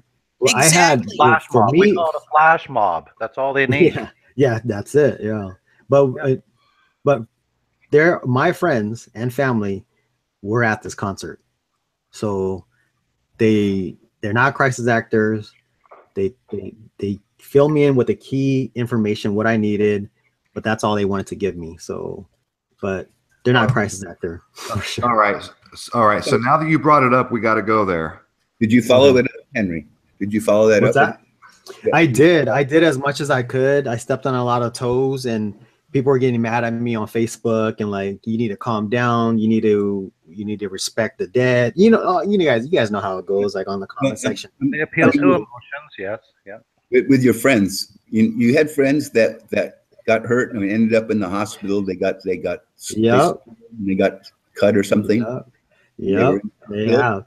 Like on one of the videos I did, this client I worked on, it's a local real estate office right here. Her friends were after the event, maybe it was like a couple weeks, and they were still in the hospital and they were trampled. So, and one of my other good friends stated that that flash on the 3rd or 4th floor was a 100%. It was a strobe and it was not gunfire. So that was like 100% proven it was false. And that and the taxi driver for sure confirmed that when she drove around to the backside of the Mandalay Bay and filmed the upper floors, and though there was no muzzle flash and it was no gunfire going off. So that was another confirmation. Right. And, but like you guys said, I wanted to confirm with a couple of friends that said that their friends were shot and they couldn't give me any information. I was waiting and waiting. I was like, okay, you say your friends was shot. You're a really good friend of mine. Show me. What are their names? Where's their wounds? I want to see this. You know what I mean? I was like, I'm being respectful, but I got to see this proof. And they didn't come up with it. Do you think they were hushed? Do you think they were hushed by somebody, FBI, whatever? I don't know. I mean, most of my friends know what I do, you know, especially on Facebook. I'm always exposing. I upload to Facebook. My page is not public or anything. It's private. It's pretty much only my families and friends. And but they know what I do, and they always stay hush hush on things like that when I try to start digging. So most of them did not come up with the proof. Yeah. I want to put in here that Illusion Shattered and Sandra Teixeira. I know it's hard to pronounce. Sorry if we screw that up, Sandra. Both of them are mentioning the fact that it since we mentioned Bohemian Grove earlier, I thought I'd point this out, that there is a Mandalay camp at Bohemian Grove. Yeah, didn't Ian say that? Yeah, Ian said that. Oh, did he? I guess I missed it, being distracted with the chat. I apologize, but yeah, that Bohemian Grove. Yeah, I looked that up too when Ian said it. I was like, wow, that is so crazy how they have these sub camps. You know what I mean? They have all little names. Camp. Yeah. So I mean, each subsect has a job and an agenda. You know what I mean? So that's how they kind of categorize it. Okay, well, you Masons, you guys do this. Well, you Illuminatis, you guys do this. And hey, you CFR, you guys do this. OTOs, you guys hang out on this side. You guys move out of the way. You know what I mean? Get out of the owl's way. Get in the back. There you go. You build the burgers, get back. You know, you guys are just the money people. You know what I mean? That's what it is. It's crazy how we when we break these down, we kind of start seeing what groups go where, and that's how we could get in and niche and then find out players. That's how it is. Yep. Okay, so I'm just going to show this real quick. Henry, I'm not sure if you've seen this, and just to make sure that everybody else has seen it, I'm pretty sure I showed this when we had Mark and we talked about Vegas. I want to screen share again. This is something that I found pretty much within the first couple of days after Vegas. Pardon me while I get the screen share all good to go here. I put up this video. Henry, did you see this video? Mandalay or Mandala? Nope. All right, check this out. This is one of the very first interviews that ever went out to be broadcast on Vegas. So here's my video, and I'll just let it play for just a few seconds and you'll get the gist.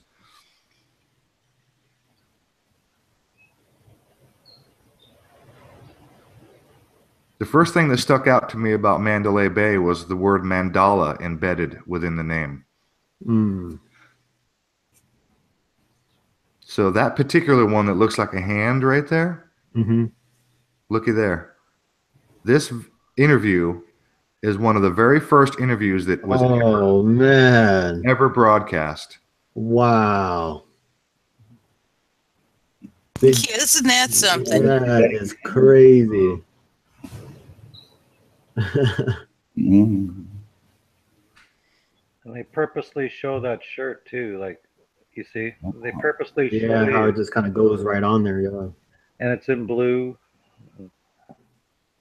All right, so there you go. I don't need to play the whole video. You get it. Well, that's a good catch. Yeah. That's like the one when I did Orlando Pulse, and one of the guys when they were carrying the supposed wounded, right, and when they finally panned to the back of him, he had a straight up all-seeing eye pyramid on the back of his shirt, and it was like it just sealed the deal right there. Well, So you got to give credit. A lot of people wear that stuff now, though. It's become yeah, that's popular true wear. too. Like, I see Yeah. people around, like, just walking around, and they got these Horus, Mhm. eye of Horuses and everything, you know. Yeah. It's becoming a popular wear now. People So- get into so- the Illuminati, you know, because that's what they want, right? They want you to get into that and be all chasing a coattail of something that doesn't exist anymore, right? Because they need to hide who they really are by allowing us to say Illuminati. Oh, go ahead and use that all you want. Right? You know what I mean? Yeah. So you can't pinpoint, you know. So you're not actually pinpointing your real enemy. It's always misdirection. Yep. Yeah. Like, not to say that an Illuminati in general exists, like that, you know, a cabal of people, you know, running group of things does psychopaths. exist. Yeah, a group of psychos. That's right. Yeah. But whether you want to call them Illuminati, whether you call them Jesuit order, whether you call them the Zionists, you know, it's Yeah. we'll never really know. That's the problem. We'll never really know, right? Well, I don't think we need to know what else they are. We don't know work the with names fact of that the, they're- you know. we can work with the fact that they're psychopaths, and we have a way to take their power away from them. So Henry, Yeah. Henry, Pulling their clothes off.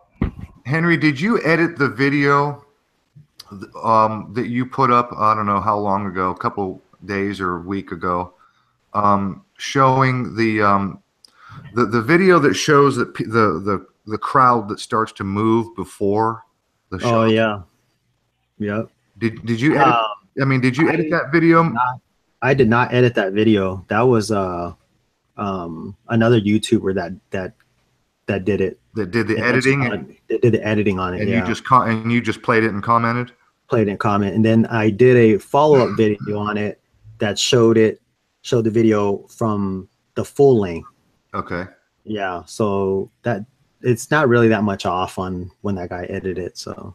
Okay. Yeah, but it clearly shows that, you know, these crisis actors or you know, crowds on demand works. You know, these guys clearly moved before any gunshots went off. It was like people said no, there was gunfire before, but for sure, eyewitness, my friends told me that these guys in the crowd were playing with firecrackers in the crowd. So. Yeah, that's 100%. That was 100% proven that they were playing with firecrackers, and they were just throwing it right in the crowd, and people were getting mad, you know, trying to figure out who it was, but that wasn't it. But so if you guys watch that video, it was a you guys know those marathon guns where they kind of blast in the air and make a really loud sound, you know, like a starting. Yeah. On the marathon, boom, bam. That's when the crowd started to move. Yep. And no gunfire at all. I exposed all that. People said, "Oh, you can clearly faintly hear a gun, like a gunfire," but it was the helicopter propellers going off. Yeah, and then people keep on Facebook. They keep sending me these videos. They're like, "Oh, here's a person that died. Here's a person that got shot," and it doesn't not show anything. Right. That's why I have a video here that I want to show you guys that I found. You know, I found one person shot. Right? You guys know who it was? You guys saw who it was? The person that was shot. You mean the bald guy with the arm wound? Yeah, there you go. Yep, that guy. You got shot. Another girl in the hospital, wasn't there? I seen another crisis actor in the hospital. Oh, I've seen a lot of. They were giggling and laughing in the hospital. And clapping. And clapping. With and moving around. Yeah. Nice Yeah. So I don't. I'm gonna play that part where he finds him. It's from the video is from Raw Video Escaping from Las Vegas. I'm pretty sure you guys all saw it. Go It's for like it. the construction guy. Let me see. Go here. for it. Just you know how to screen How do share? Not That really. Let me green button on the left side. It's got a little arrow. Just click on that, Okay, screen share. and you can screen share whatever window you want. And then just make sure you, if it says present to everyone, then make sure you click that. Okay, so this one I think here. Yeah, there we go. It says present to share. Is that it? Yeah. Yeah. Okay, so let me see here. Brian All right, says, by the way, the infamous taxi driver video, it came out originally on a channel promoting reality TV. Reality TV. Wow.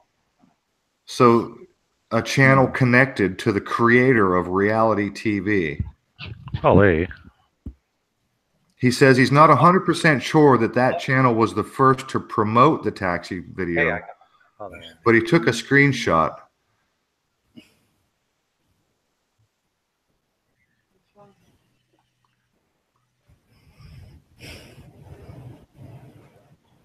Hello. I got you. All right, there we go. All right, let's check it out. You guys ready? Yeah, full screen it. Full screen. Okay. Let's see.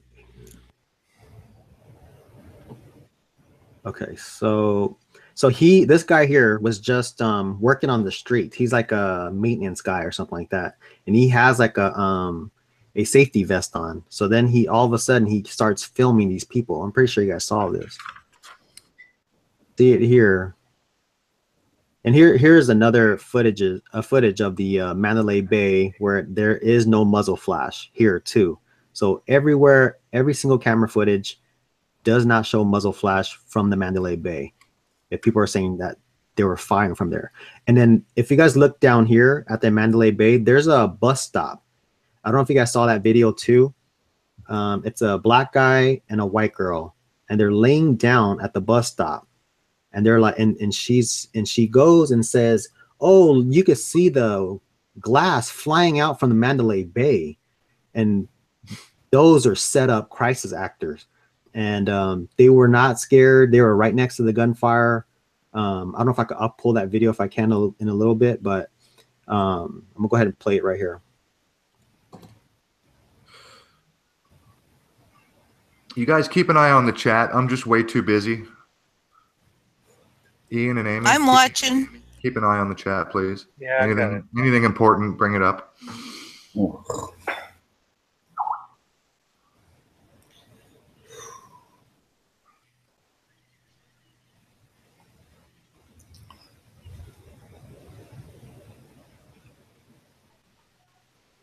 my God, back up, back up. All right. Back up just a few seconds. Second. Little tiny bit more. Right, almost there. 2 more seconds. Okay, play and then get ready to pause. Right about right there. Wait, let it go, let it go, let it go. Right. Oh shit! I thought I saw. I thought I saw that girl in the blue shirt who said that who gave the interview talking about the woman saying you're all gonna die. I thought I saw her coming out right there. But anyway, go ahead. I will say this. Didn't Ellen do something about what's in the box? And we've got that sign that says box. May have no connection, but oh, and look, there's a C and an eyeball. That's so obvious, yeah. That is not the eye of consciousness, like my eye. Looking at it. Yeah. So that's another thing too. You guys know that girl supposedly came out and said that she heard multiple shooters, and then a few days later she ends up dead. So I don't know if that's 100% real. Her name was let me see, I got a note here. Kimberly Muchin or something like that. Yeah, that's kind of crazy name. Suchomel, Suchomel. Kimberly Suchomel. She dies in her sleep. She's 28 years old. She gets no fucking coverage. She survives and then and all of a sudden gets axed. That's Which- Yeah, oh, well, it was right after she started posting shit on Facebook and stuff. Facebook. Yep. Yeah, on well, Facebook. I think that perhaps that's a red herring too, because if she was saying there was multiple gunshots, and I highly doubt there were any gunshots, I have to give some probability that she's just more part of the misdirection. Yeah. Go ahead, Henry. No. You're trying to show something. Go ahead. Go ahead, Ian. On the mainstream media, they did come out and talk about possible multiple shooters, right? And that was actually a mainstream talking point for the first few days. Well, they do that every time, Ian. Yeah. And that's On the every single event, they always start off with 2 or 3 shooters, and then they drop it down to 1. Drop it down. Yep. It's the narrative. Well, no, it was it's the to opposite. confuse. But it was the other way around here. Like initially, it was one lone guy, and then all of a sudden, in the mainstream, they were asking, "Oh, were there multiple shooters?" It seemed like there were, right? Yeah. It was because too many people were talking about it. Is what it was. It's those injections they put in to misdirect you. I think that's a double bluff right there.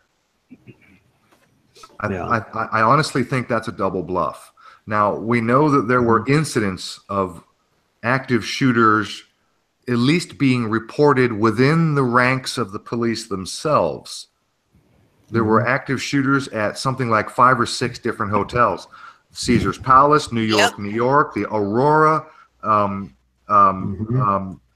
Bellagio. Supposedly the Bellagio windows were blown out. CF Apps, I forget what hotel he was at, but he was at a different hotel saying they were hiding under the blackjack tables because there was an active shooter. Right. Yeah. I think they just wanted to keep everybody away from the hoax area. That's what I think. I don't. It's all in lockdown, so there's no witnesses to what's going on. Yep. That's right, Ian. I think you're right. Yeah. No, that was 100% for sure. They do that. But going back to the girl that died, I really think that they set that up so that people don't say anything. I think that's what it is. It's a threat to say if you say something, they're gonna get you. I think that's what it is. They're setting a. You know what? You know what? That actually makes a lot more sense. And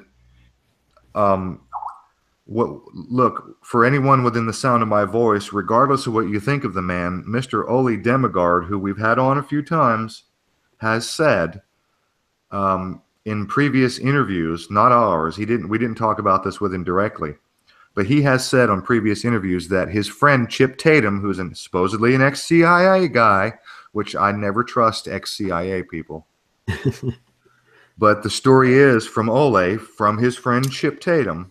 He says, look, it's really easy to control a group of people.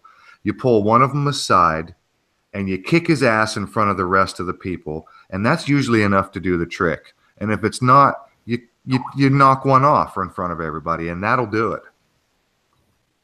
Oh, yeah. Yep, that's true. Heck yeah, the sheeps will follow. Trust me.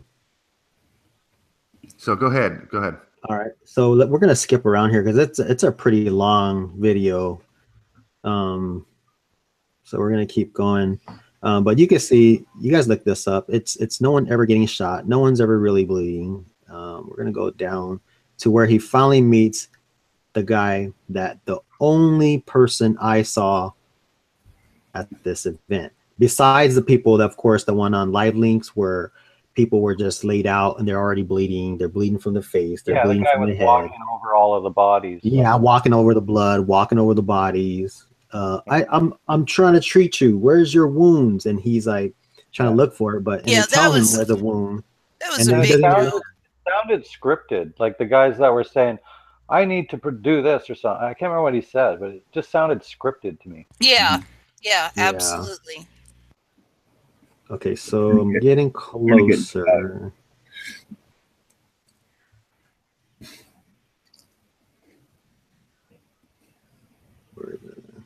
Oh, here it is. I think this is it. Oh yeah, here he is. So so he gets him on camera here, and he walks up, right? And keep in mind that this guy was shot in the upper chest, kind of like by towards the lung with a 308 round, right? and he was also shot in the forearm. So let's go ahead and roll it. Oh wait, let's go back. Let's see when he walks up. How do I get rid of this little screen thing? I can't hide.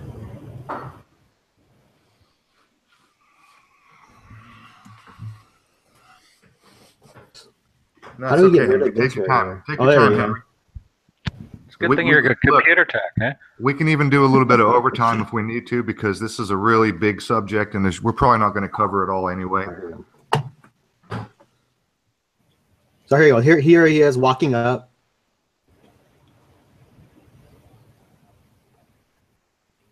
Yeah, see him? He's in that right corner right there, laid out. There he goes. Yeah, there he is. Yeah. Up. That you won't be able to do that if you're shot in the chest and in the lungs. You can't come. You're overstretching that wound right now. And this is an overweight man as well. Yeah, look at him. This guy would not be able to walk that distance without leaving a trail of blood and without being winded. If you're shot in the lung, you're not walking very far.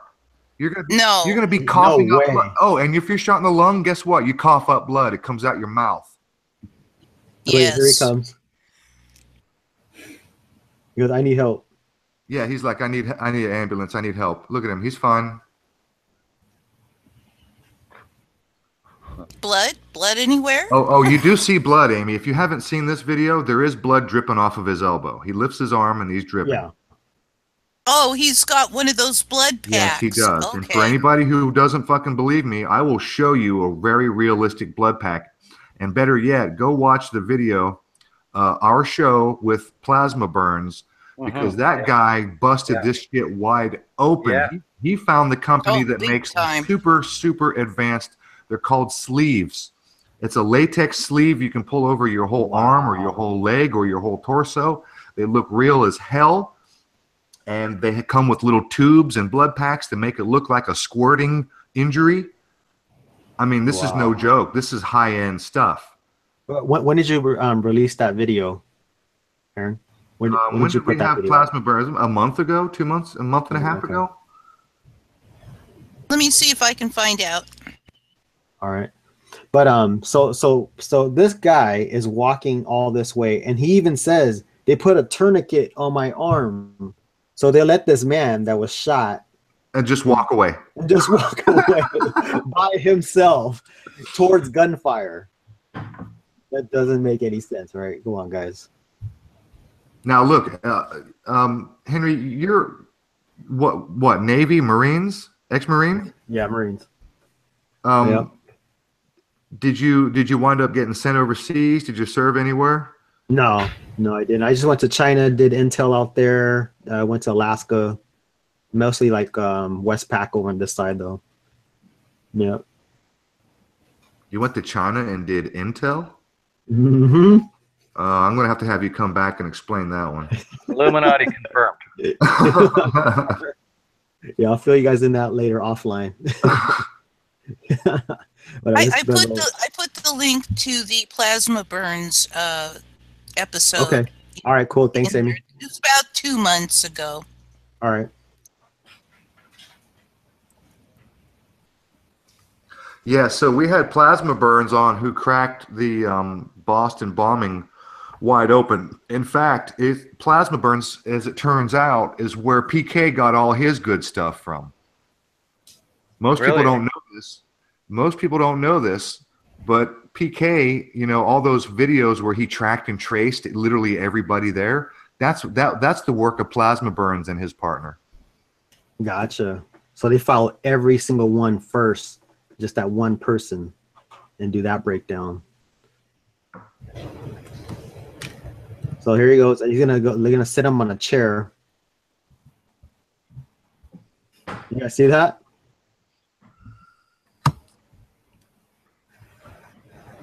So where's he shot?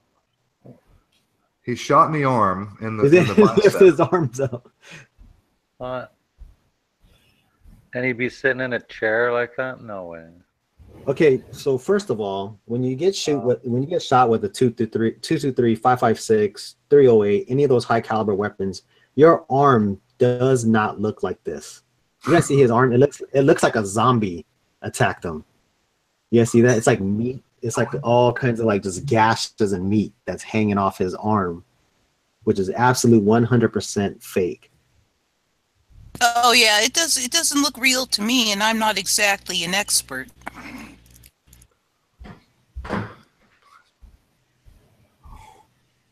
Brian just said Plasma Burns is a hero. And I got to tell you, man, I agree. Plasma Burns and his friend or partner or whatever guy he worked with to put together like a 3.5 hour documentary on Boston, and it makes PK look like a schoolboy. Wow. Okay, so Yep. if you anybody listening to me, and I'm not talking shit about PK, I'm just telling you, Plasma Burns. You want to know about Boston bombing? Go to Plasma Burns channel. There's a 3 hour and 15 or 3 hour and 20-minute video that will make PK look like a fucking amateur. Man, it's a good breakdown. I gotta check it out, definitely. But so we see here they start putting the light on him, and you're gonna see the chest wound and the arm, right? So they cover it up. You see any blood on his mouth? There's no blood in the mouth. There's no blood. You don't get shot in the lung by a high-powered rifle without being coughing up blood. Coughing up sorry. blood. I'm sorry. Exactly. I'm not buying that one. Exactly. Yeah, Yep, it's I not don't buy feeling it at all. And if you're shot in the lung, you sure as fuck ain't gonna walk very far. No way. You're gonna be gasping for air. That's right. You're gonna You be on the probably ground. aren't going to be walking. You're gonna be on the ground. I'm just Yeah. guessing. That's not a wound that you like. Look, I understand that people get shot and they don't realize that the bullet maybe went through one part and then went into another part. I understand the adrenaline. I've been injured and I've had adrenaline experiences. I get it. But you don't get shot in the fucking lung without knowing it. Yeah, that's for sure. Yeah, You're gonna be exactly. feeling it. And by the way, to get shot in the lung, chances are you're gonna have broken ribs as well. I mean, there's only a tiny, Collapsed lung, broken ribs, man. Yeah, you're gonna only go like 1/4 of an inch to 3/8 of an inch between your rib cage, between each rib. So there's a good high chance that one of your ribs got hit as well. So you're gonna fucking know it. Yeah. And this guy's That's like, oh, I didn't know. Yeah. And like my buddy guy, shot 3 times in the chest, my buddy. So Oh, yeah. absolute Weird, impossible to it's like a 12-inch target center mass from 500 some yards away. Impossible. Not even the best snipers can do all that. So see that?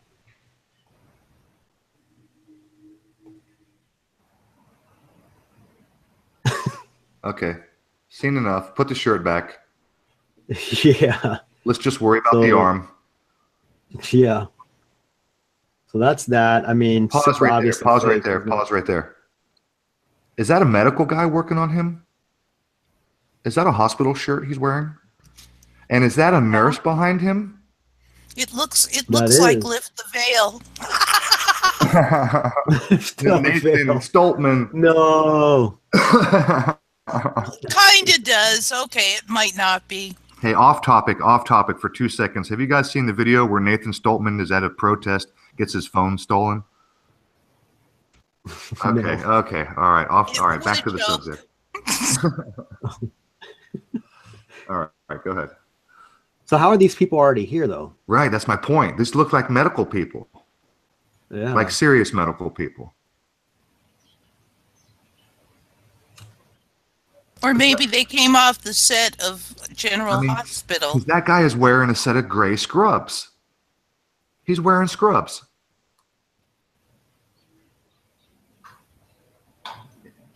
This guy's talking, and look, man, you get shot in the lung. I'm sorry, your lung fills up with blood, dude. You're choking and coughing it out.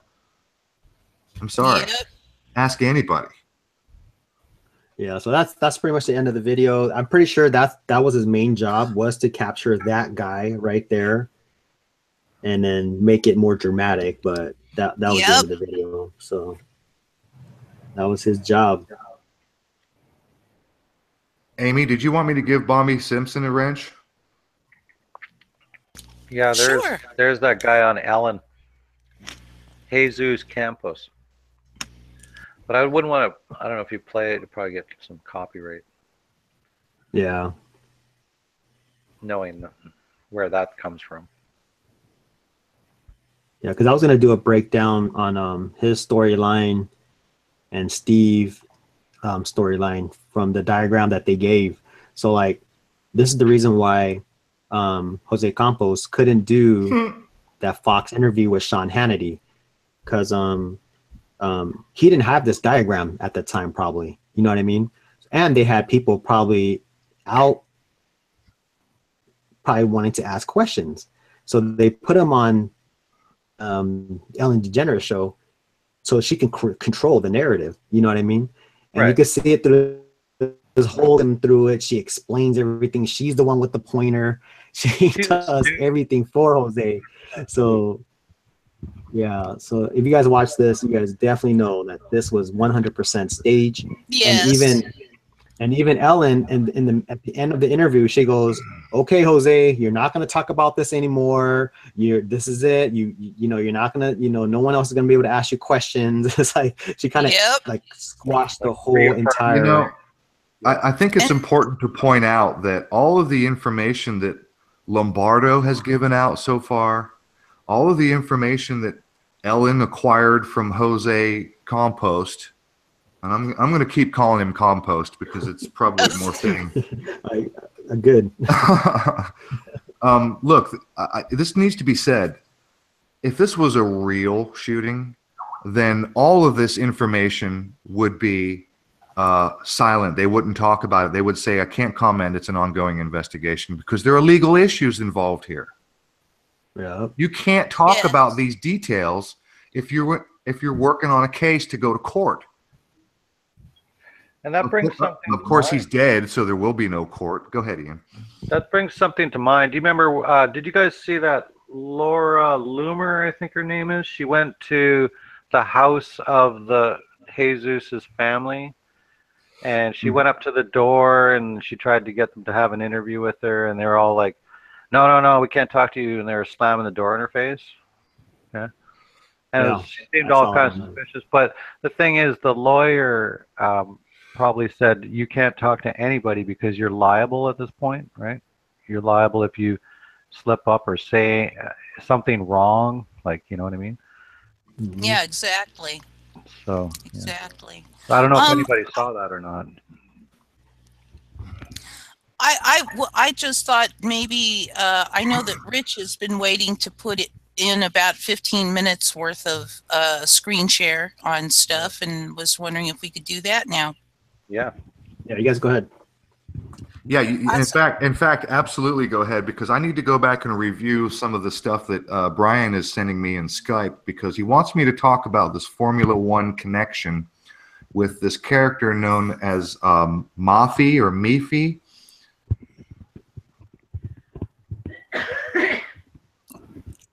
I don't know anything about that character, but okay.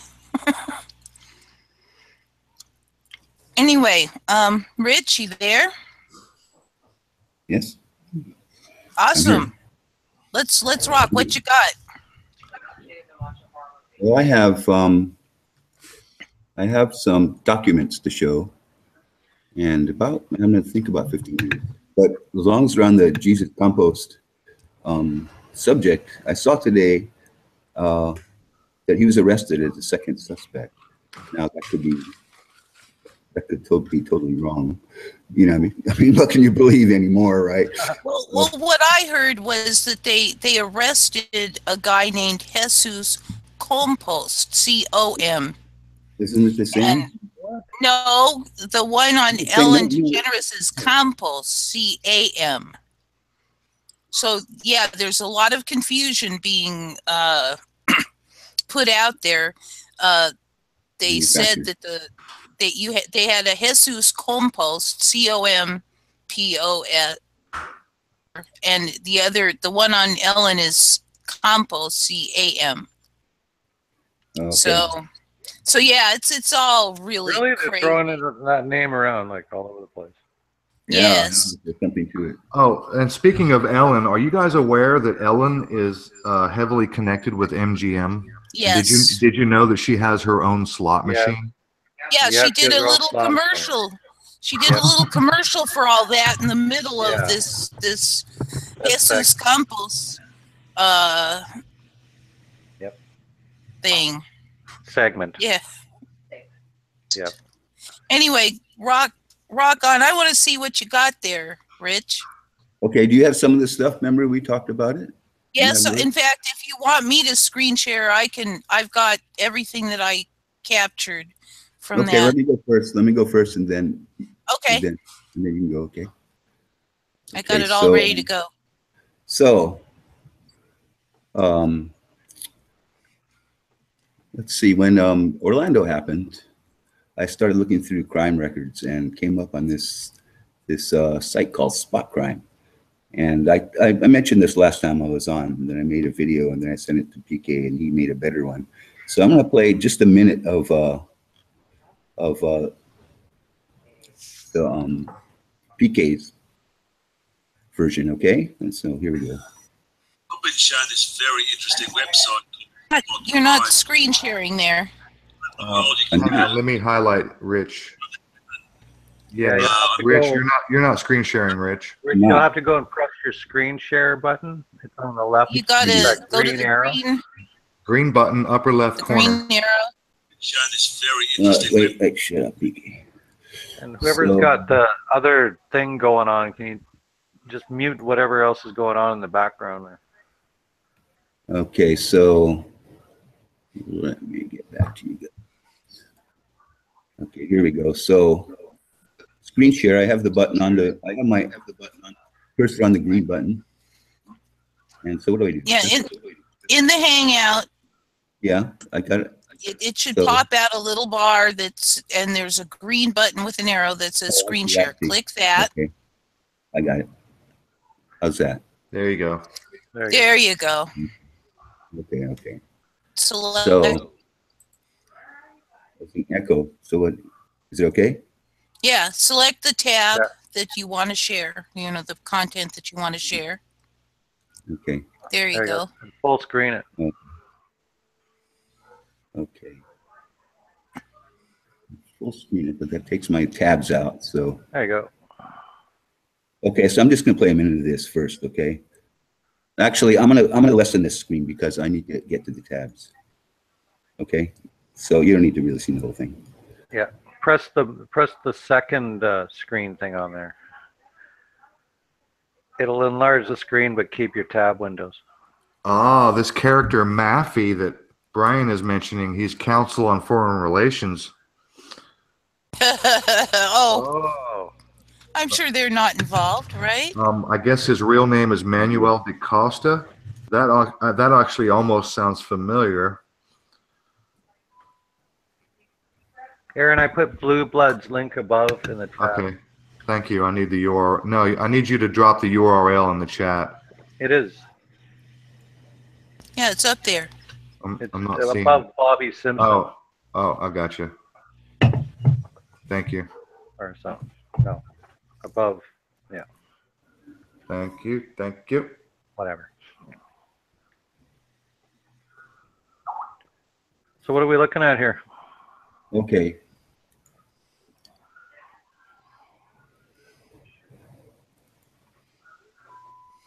A little confused now.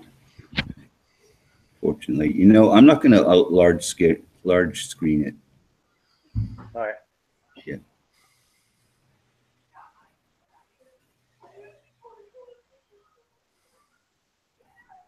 Now I'm really confused. I'm gonna get back here.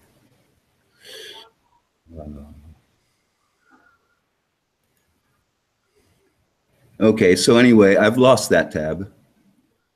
So anyway, it was what PK was saying is that there is a website called Spot Crime, as you can see up here. Yeah. You can see my cursor. Uh-huh. And what it does is you can go around the nation and spot crimes. What they do is they get feeds from police stations and sheriffs and stuff like that, and it goes down from states to right down to your street, you know, so you can spot crimes. And they have the arrests, arson, assault, burglary, as you can see here. You can see these things, vandalism, and they have an other. And they have shooting, right? And so, so in the Pulse nightclub shooting, I looked for it and I couldn't find one in Orange County, any kind of shooting in Orange County, and that's what the video that PK made. And so I have friends who are debunkers. They debunk me, and they successfully debunked me. And they said, "Hey, we found this in Orlando area. That we found this shooting in Orlando area." And so, sure enough, I was debunked. But it should have been as well in the Orange County as well, because this is Sheriff Demings, as we know, right? You know this. You remember this guy, right? Sheriff Demings, right here. He's the sheriff. He's the Orange County sheriff. Yep. And here's his assistant sheriff, the smiley guy with the big smile. Oh, I remember these guys. Yep. Yep. Here's Mayor Dyer, and here's the captain. What's his name? And we know who this is. So it's right here. And so. Yep. So anyway, it should have been. It should have been in his records in Orlando, but it was not. There was no record of a shooting in Orlando, in Orange County, but there was in Orlando. And so I looked at it, and there was a couple of peculiarities about it. And one was that there was no case number on it, and all the rest of the crimes on it had a case number. And so, and the other peculiarity was that it was the source of it was from the central command of the project for Orlando. That was the source of the information. That's the same source that the TV stations get their information from, right? So it was not an official source, and I'll show you a little bit more what I'm talking about in reference to the Las Vegas shooting, because let's see. So what do we have here? Okay, so we have spot crime here. You can browse by state, which is what I'm going to do right here. Up here, you see it? Up on the top. You there? Yeah. Okay. Yeah, we're here. Okay. Browse by state. And so I'm going to go to, where are we? Nevada, right? Yeah. Yep. Nevada. And we're going to go to Las Vegas. And we see over here, Las Vegas crime map. We see Las Vegas neighborhoods. We saw Las Vegas most wanted and Las Vegas daily crime reports, which is what I'm going to go to. Let's take a look.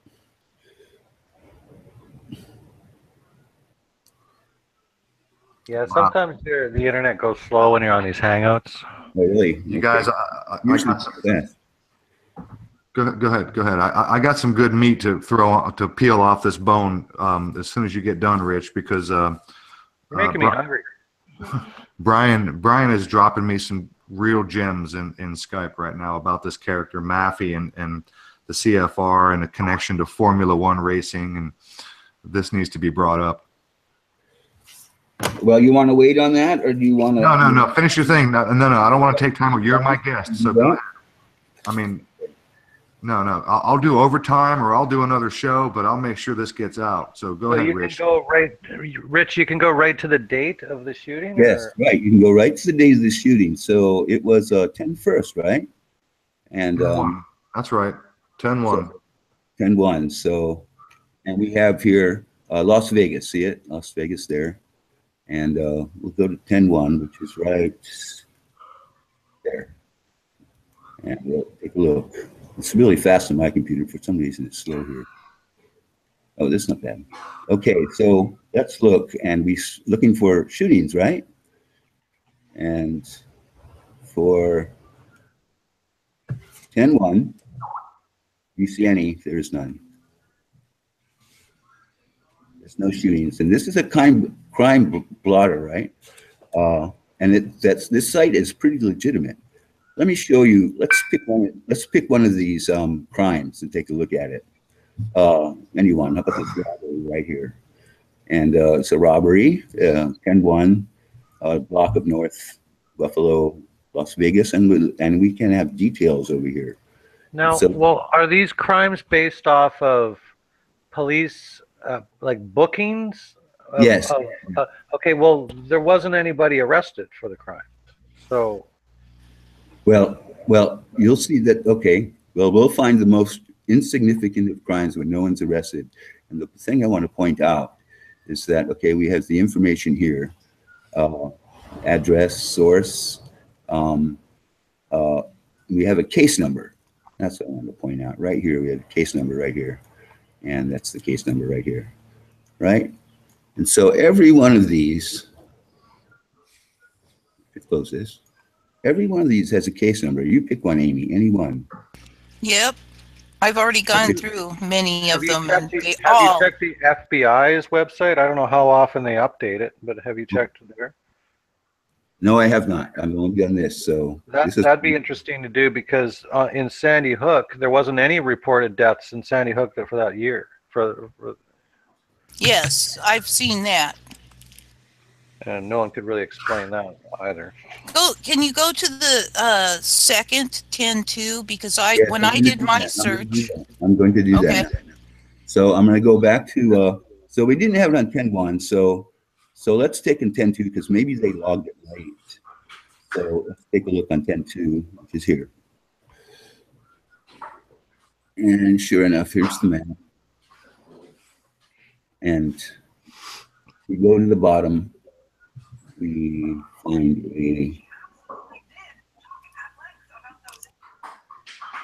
let's see, quite a few, we find it. If we find a shooting, this is the only shooting on the page, all right? And this is it, right? Mandalay Bay, Las Vegas. And so, Ian, you pick one of these here. Anyone. Pick anyone. And let's take a look at it just so we can compare. Besides the shooting. Do the assault. There's an assault one up. Well, it doesn't really matter. Just grab one. Really pick the burglary. This burglary right here. Okay, let's take a look. So, details. The details. It's a burglary. We have a case number. Now we have a source as well. Here's the case number again. And then also we have a source. And so let's look what the source is.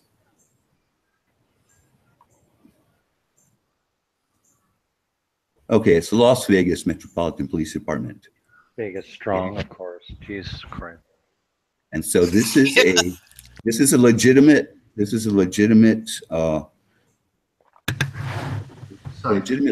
in this crime blotter. Okay, so let's look at the shooting at the Mandalay Bay. Let's look at the details. Oh, and here's we have more than 20 people were killed and 100 injured in a horrific shooting near the Mandalay Bay Resort and Casino in Las Vegas Sunday night, police said. Videos filmed by onlookers gave a window into the chaos that ensued. Hey, what about the thousands of surveillance cameras? Why can't we see it? Yes, we should be there. Ian, you and your logic. There's some, really. Some thinking that the fireworks were going off. The final night of the Route 91 Harvest Musical Festival was taking place across the street from the Mandalay Bay when the shooting took place and the concert goers were caught off guard. Now, this is not really a kind of official report, is it? Yeah, they're caught off guard before the shooting started. Yes. They started running before they even started shooting. That's true. That's true. So that all fits here in this report. But let's take a look at something. Or what we're not looking at, or we're not seeing, is a case number. You see a case number? Nope. There is no case number. In this particular format, it's usually down here. But we do have a source. We do have, oops, not the source. Here's a source right here. So let's view what it is. Social media. Nice try. Pretty much. They Facebook. tweeted gunshots. They'll link you to Facebook. Link you to Facebook. These people said it was real. Might as well be. It's ABC News, right? It's ABC News. Might as well. So- Same thing, all C&I right there. Yep. Yep. So what I'm saying is, and so I got interested in this, and I got the upgraded version of this, and with that you can search anything, and so you can search all the ones that we either know or suspect to be false flags or whatever, or hoaxes, and so I looked, for example, Psyops. psyops. That's a better term. I looked for San Bernardino, for example, right? I looked at quite a few actually, but I'm not going to show them all. I'll just give you a sample. San Bernardino, and when was that? That was shooting. It was 12/02/15. So, what's this? 12/02/15. So, oh, how nice. Here it is right here. Oh, no. 12/02/15 and shooting. This is it, actually. This is it, the shooting 12/02/15. Okay. That hoax? Yeah. Again, yeah, that hoax, exactly. Again, let's pick one of these. Let's pick one really trivial, an other, okay? Let's pick an other. An other. See up here where I am? Z. I'm at Z. XYZ. Right here. So I'm going to go across here. It's an other. And let's take a look. So, well, you know. Non-violent case. It's got the case number up in the title. Oh, yeah, you're right. You're right. I was going to say, fuck me, it doesn't have a case number, but there it is right there. Okay. Here's the case number right there. It says family offense non-violent. Yeah, non-violent case. Yelling, screaming, who knows? Right. So, yeah. So we're convinced that this list has case numbers, right? So let's go to the shooting. I could show you another one, but I don't want to waste your time too much. You can go to it yourself. So let's go to the shooting for San Bernardino. I know there's no time on that one either. I'm just curious of what a non-violent family offense actually means. He called my wife a bitch, so it winds up on SpotCron. Well, it could be a house party. And it might even get a case number, right? But this one, this shooting in San Bernardino, the violence began around 11 a.m. at the convention center. Oh, but no case number. No case number. No case number. And guess what the source? There is a source. There is a source. You want to guess? It's gonna be Ian's Facebook. CNN. One of the 6 Zionist news networks, I'm sure. AP. Hey. Of course. Oh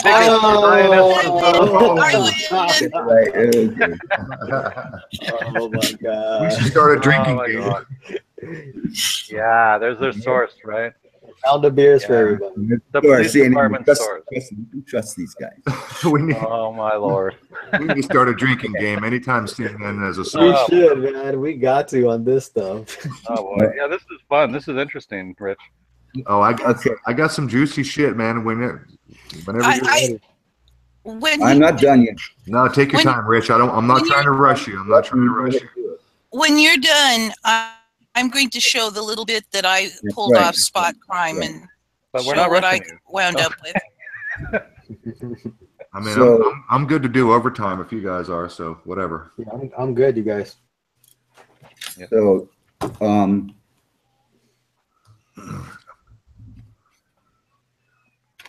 Dead air. Come on, roll it. Keep it going. I'm going to notes here a second. On the morning of Friday, November 1st, 2013, CIA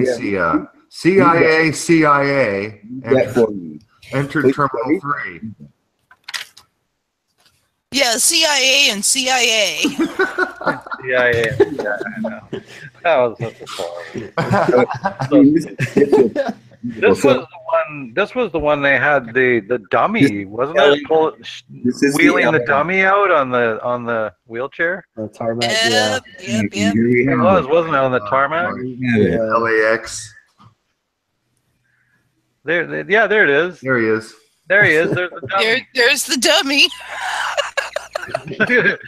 Now, this is absolutely my It's favorite, obvious too that my it's a dummy. favorite fake shooting. What, That's- his legs just dragging or something? Like, Yeah, his legs dragging along, but don't worry, we'll pick it up. Jeez. like literally. It's, And then watch the cop, the guy with the gun disappears under the oh, they bridge. zoom up to who? What? To some firefighters? What is it? Well, they Yeah, go they come past to the the- ambulances. Oh, Ambulance. They go to the last ambulance. They go to the last ambulance. All the way down. And then they got like 100 guys to come watch. I love this part. Where's the gurney? Really? Get the gurney out. Oh, it's They got all their triage tarps laid out and nobody on them. okay. And it's got what do you mean, 20 guys trying to move this guy into the gurney, right? What the hell? They don't want to break his arm off.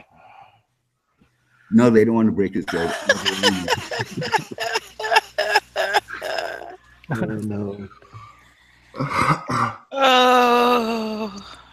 So I love this one. Now I've skipped a big part of my presentation here because this is the ending part really, and I will so end it. But I looked at a bunch of other of the hoaxes, right?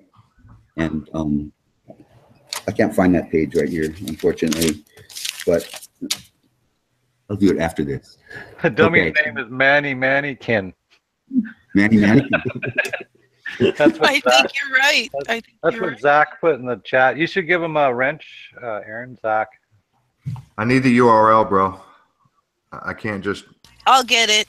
So, Hang on. I'll get it. How do you guys see the chat? I don't see it on my It's end. on my Oh, channel. you have to open it up on his channel. Yeah, you got to open up a tab with my channel, and it'll the live chat is over there and on But this. Henry, It's being broadcast live on my channel right now, so it's over there. Make sure you mute that channel, though, Yeah, Henry, when you get go there, mute it feedback. immediately, otherwise you'll get feedback. No feedback. Yeah. Okay.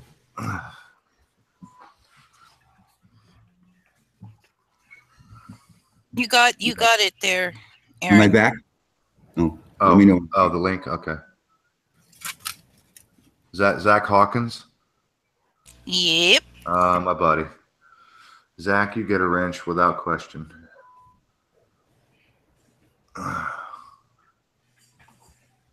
So continue on, Rich. Where were you here? Okay. I'm going to read a little of this to show how absurd this crime was. So on the morning of Friday, November 1st, 213 Cia entered the Terminal 3 after being dropped off there by a roommate. He was carrying a bag filled with semi-automatic 223 caliber Smith & Wesson 15 rifle, 530 round magazines, 100 additional rounds of ammunition contained in boxes. Walking up to TSA checkpoint, he pulled the rifle out of the bag and opened fire, shooting TSA officer Geraldo Hernandez in the chest at point blank range. He then went up an escalator, but returned to the checkpoint and shot Hernandez again after seeing him move.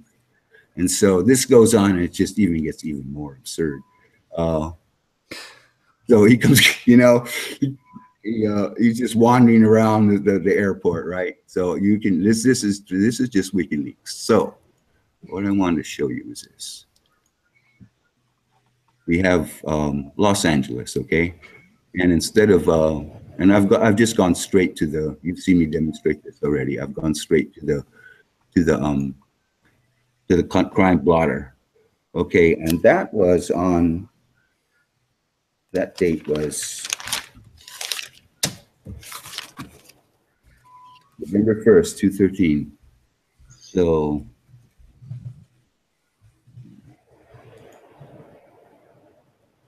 okay. November is what, 9, right? 11. Oh, 11.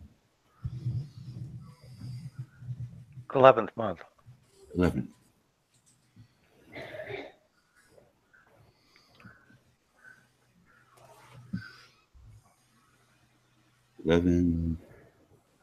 Oh, that's 215. How does the saying go, Henry? It's remember the The 5th of November. 5th of November. Gunpowder, treason, and plot. I see no reason the gunpowder treason should ever be forgot. I keep wanting to It'll say rhyme. "n" at the end, but it wouldn't rhyme then, and wouldn't scan either. Should never be forgotten. We're going to 11-1. You guys better be ready for November 4th. I heard about Antifa. Mm-hmm. Oh yeah. Yeah, I'm sure that I mean, we I'll know bet that you- that's entirely manufactured. I'll bet you it fizzles. You Okay. think so? It's not George Soros's birthday that day. Yeah, Henry, I do think so because it's too much hype. Okay, yeah. Could be. Yeah, Too much. I agree. It'll be just I've sort seen of this too many times. When there's all kinds of hype, nothing happens. yep. It's just sort of a pattern. I mean, Yeah. Fake news. that's just my guess. But then again, I could be wrong. I've been Just like wrong. that. Yeah. I Just was like that wrong. Google, whatever. I was wrong once before. I'm still waiting for Anonymous to hack the cabal and take them down. Yeah, no kidding. I've been waiting a really long freaking time.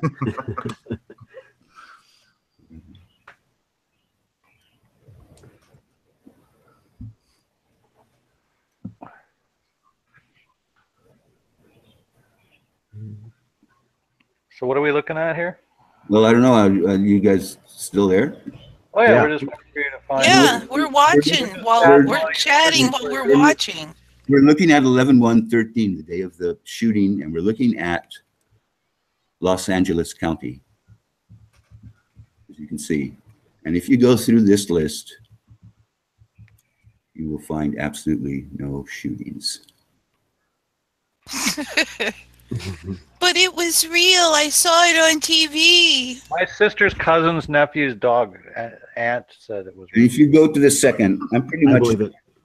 but if you go to the second, just in case they added late, you will find no shootings. No, figures. You're talking about the spot crime, though, right? You're on, Amy. Okay, unscreen share yourself there, hun. Yeah, Rich, you and, gotta hit your screen share button again, and it'll stop your screen share. there we go. There you go. All right, let me get me on. Rich, where can I get a hat like that? Hey, I'm selling them. Do I gotta join your Patreon? No, you gotta just send me a check for $100. $39.95. Oh, I'm gonna have to do this. Tinfoilhatstore.com. Okay. I'm gonna need a. Tell I'm gonna need a. Am I- Tell them Rich I'm sent gonna you. need a tinfoil full face helmet as well. What I'm gonna need.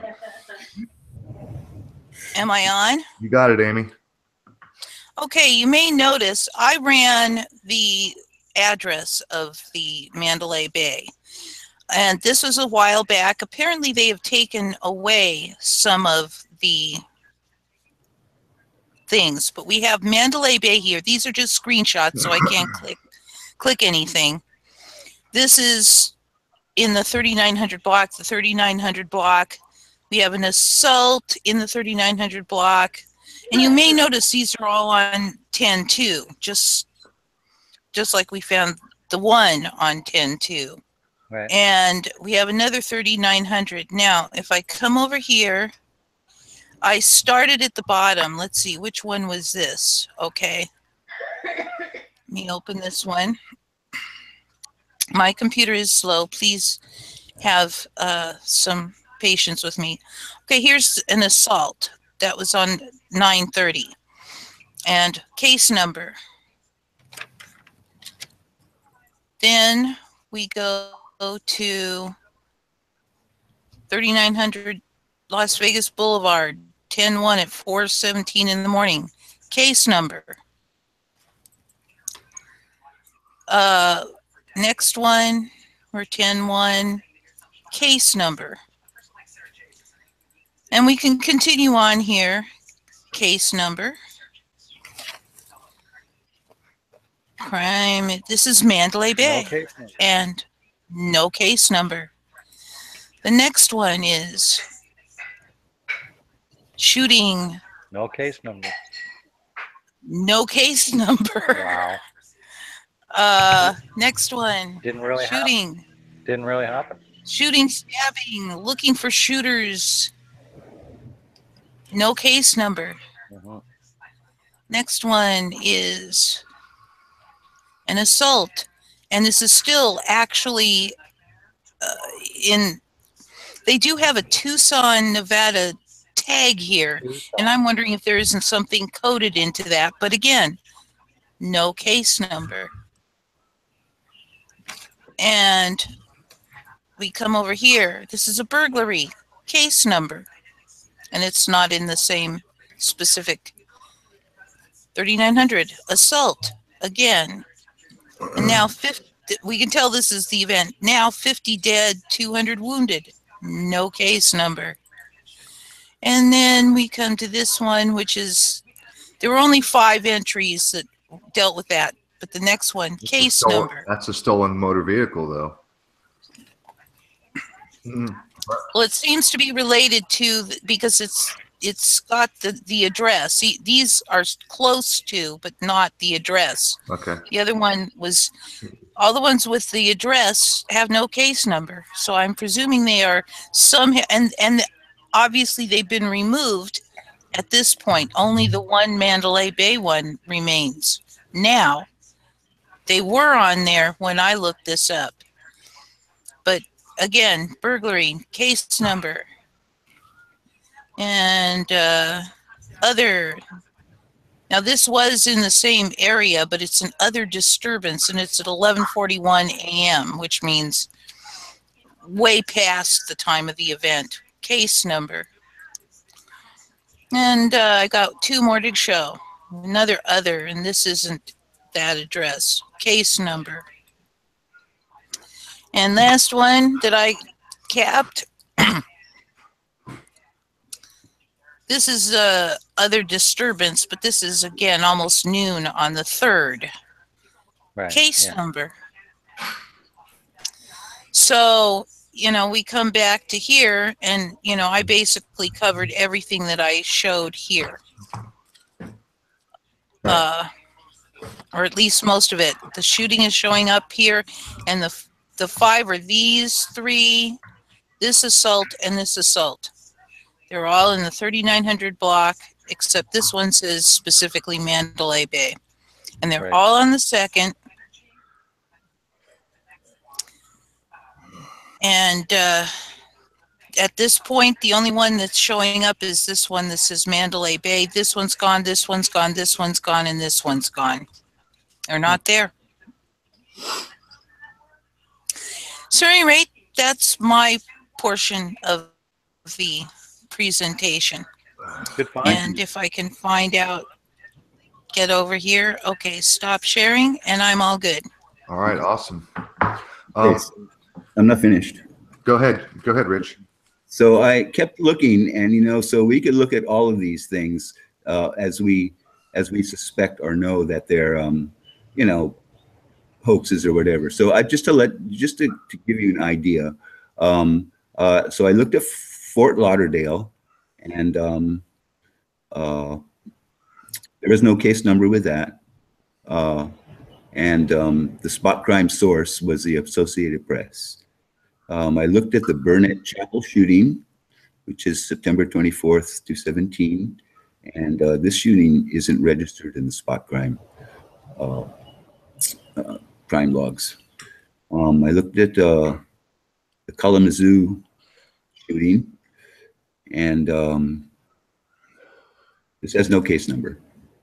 I looked, well, I did the LAX already, I did San Bernardino already. I looked at the Madison High School shooting in February 2016.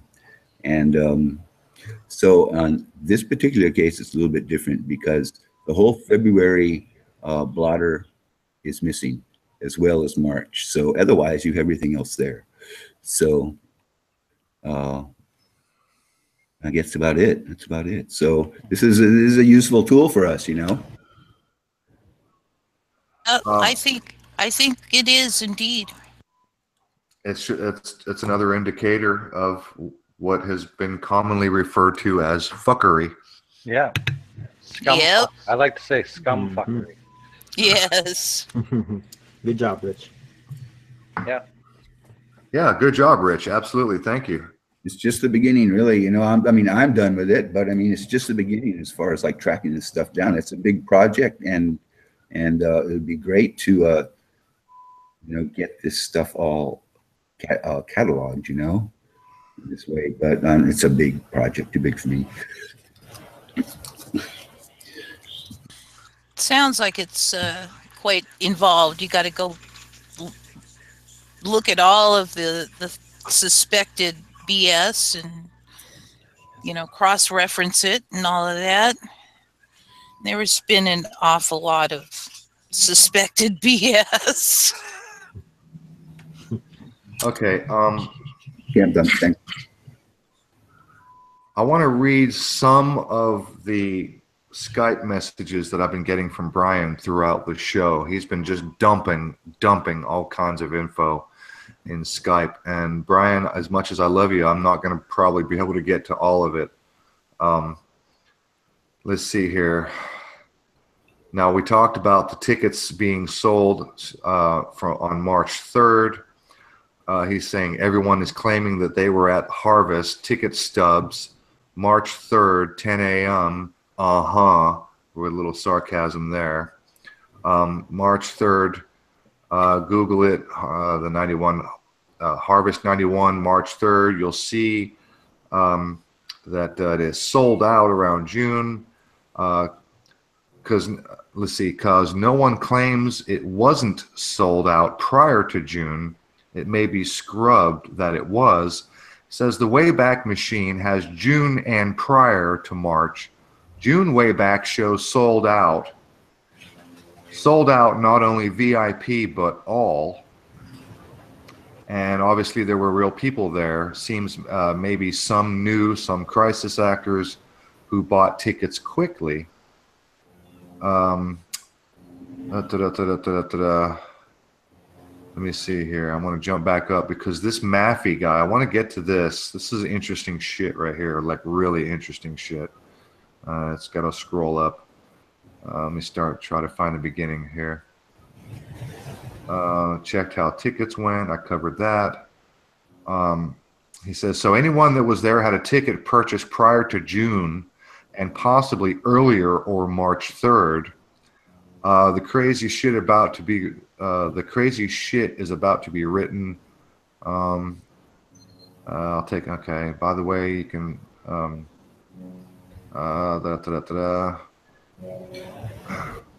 this will take some time, a couple of days or so, trust me. Hang on. So all those witnesses coming out telling stories of second shooters, they purchased a ticket quickly. And Trust One News looks like he predicted them coming out, and he used their phony testimony on his Twitter. Why? And by the way, just for the record, I don't trust One News. Just for the record, that's just me. I don't either. So, because his phony connection to Liberty Media, for all I know, who is LM. Greg Maffey, here we go. Now what you got to do for your show is Google Greg. Somebody Google Greg Maffey, Maffei. Greg Maffey. The tickets were purchased over Ticket Corner or Liberty Media.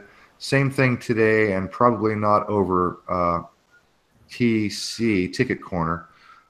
Just read Maffey's short bio on Wiki. Somebody do a search and look up Greg Maffey's bio on Wikipedia. Got it. I want me to screen share this or what? He says, and before you do, let me just read what Brian is dropping here. He said, Maffei, by the way, is a name that goes back to Florence and Venice. Remember what I said a minute ago, or a few minutes ago, when I was reading the Mandalay poem, and Brian said that goes back to Venice. He says, maybe Jewish banking. It was implicated at the time in the pizza conspiracy. Antonio Maffei, and now the kicker, as you seem to be starting, Maffei took over Formula One not so long ago. And Chase Carey, who is the Maffei underdog, is the new CEO of Formula One. He says, now wait for it. Formula One in Austin started today. And the race will be on Sunday. But that's not it. Wait for it. You know that paddock, you know what paddock is, blah, blah, blah. And then he goes into, you know, we've covered this. Paddock is a field. He says it's an enclosure for race horses. Okay. So if you look up the etymology of the word paddock, which a lot of us have done, and, you know, I've mentioned this for the purpose of, you know, like esoteric symbolism, this was a harvest ritual, and paddock is a field. And a field is what you harvest at the end of the year. Paddock is an enclosure of race horses. Some say for sheep, but if you check, it's for race horses, and in parentheses he says elite race horses. And now check this, he says, there's a video called, quote, Inside the F1, that's Formula One, Inside the Formula One Paddock's Motorhomes. Yup, because race horses are Formula One, and that's going on right now. You see, that's a warning, but this does not mean F1 will be the next PSYOP. It may mean subliminal, because Ecclestone is a bit pissed that he's out, and the whole show may just mean mockery on the elite scale. So go ahead, Amy. You got Maffei there on Wikipedia. Read it to us. Ian has it. Well, this guy's a real high up here. Greg Maffei is an American businessman. He's the president and chief CEO of Liberty Media and the chairman of Live Nation Entertainment, SiriusXM, and TripAdvisor. TripAdvisor? Yeah, that's big. SiriusXM? Of Stars and Expedia. That's big too. Chairman Emeritus of Stars? Yeah, and the former chief financial officer of Oracle and Microsoft. Holy shit, this guy is connected. And look where he went to school. He went to Dartmouth and Harvard, of course. Skull and Bones. Skull and Bones. And Greg Maffei received, what is it? Whatever, from Dartmouth. Bachelor, master's degree, whatever. Associate bachelor's, that's AB, right? Associate bachelor. If I'm wrong, somebody correct me. Is that what that is? I don't know. I've never heard of an AB degree. No, me neither. Yeah, I don't know. This guy's a high up dude here. He's in the club. Liberty Media owns media, communications, and entertainment businesses, including subsidiaries Formula One, SiriusXM, and Atlanta Braves. Oh, fuck. An interest in Live Nation Entertainment. Liberty Interactive owns digital commerce businesses, including subsidiaries, QVCs. Oh, yeah, I've never heard of these. But anyway. But yeah, Maffei is a member of the Board of Trustees of Dartmouth College and Council on Foreign Relations. There you go. Bing, bang, boom, right there. Bing, bang, boom, right there. Ding, ding, Yep. The proof is in the pudding. Ding, ding, ding, ding, ding, ding, ding, ding. Yeah, holds controlling interest in TripAdvisor, Council on Foreign Relations. This guy is as connected as can be. Skull and Bonesman, probably for sure. I would say so. All right. Yeah. Let me see, because he dropped some videos that I might want to share while we're on this subject here. Formula One is in Austin, started today. The race will be on Sunday. Sunday is the 22nd. Let me, you know what? Let me see. In the video, by the way, is 3 minutes and 3 minutes and 3 seconds long. Same days left after March 3rd. That's just a coincidence, I guess. Okay, I'll tell you what I'm going to do. I want to screen share, and let's just check 1 or 2 of these videos just for fun. Let's see what we can dig up. And Henry, don't feel free to pipe up anytime if you got something to say. Yeah, I'm here. Yeah. Talking to me. Talking to me. All right, so this is inside the F1 Paddocks motorhomes. It's 3 minutes long.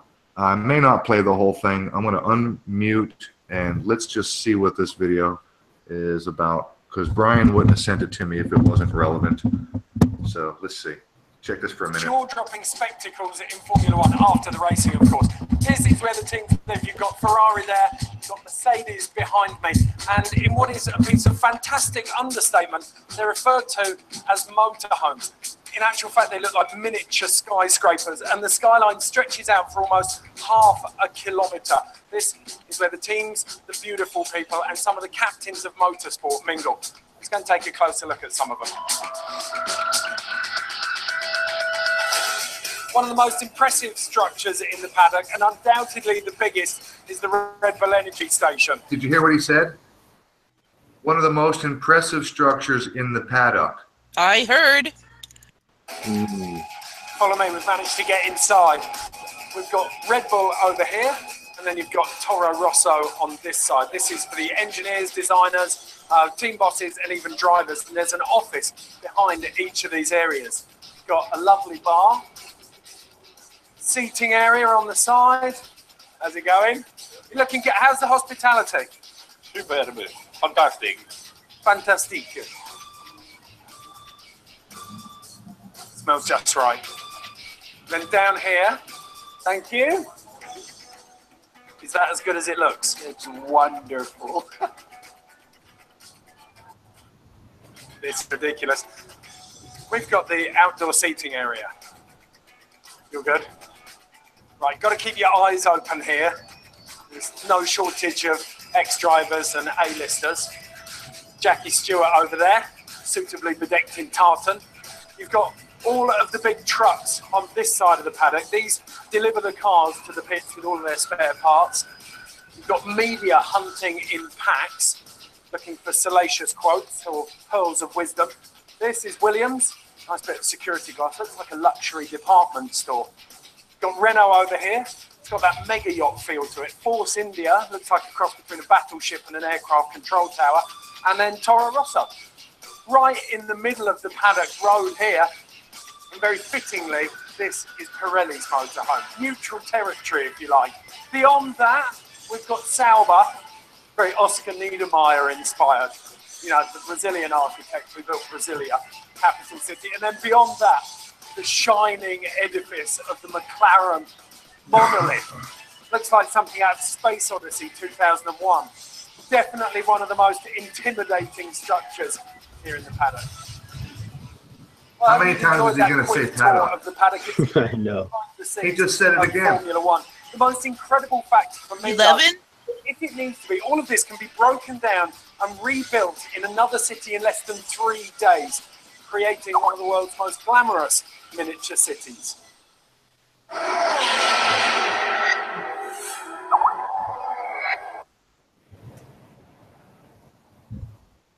Okay, I'm going to jump back over to Skype. I want to undo my screen share real quick because I don't necessarily want the entire conversation. Which window what am I doing here? Here we go, sorry. Give me just a second. I want to find another window, he dropped a few videos in here for me to check out. Ellen DeGeneres gambling machines. You guys know about that, right? Ellen is heavily connected with MGM. She's got her own slots. Yep.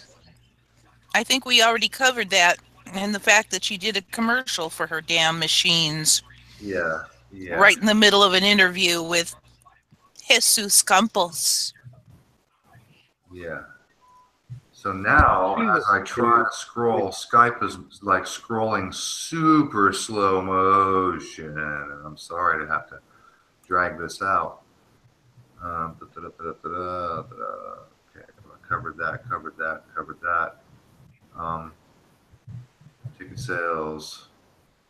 Okay, let me jump back up. And by the way, just for the record, just because Amy and Ian, I know you guys are interested. Brian has been having a lot of trouble. Obviously, he had his channel deleted. He said he's even had trouble with his Skype. Wow, a lot of people are saying they're having trouble with their Skype. He said he had to give them their phone, his phone or phone number to even know that they deleted. And right now my Skype is acting all kind of wishy-washy. It won't scroll and it's doing its own thing, like it's got a mind of its own right now. Of course. When I need it the most is when it wants to freaking act up. All right. May we? So now I'm gonna try to reopen it. All right. Now, no. Wow, it's like slow to react. This is weird. I've never had Skype do this to me. So anyway, he said he had trouble with his YouTube channel, trying to get it. He had to give his phone number out to get any kind of access. Same thing with Skype. Had to give his phone number out.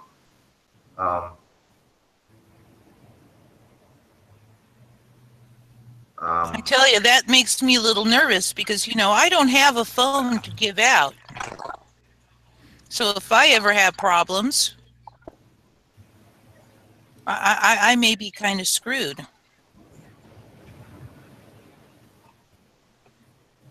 Okay, so can you guys hear me right now? Yeah, I can hear you. Okay, because Amy, you got really scratchy, and my computer Yeah, I can hear you. is glitching a little bit. All right.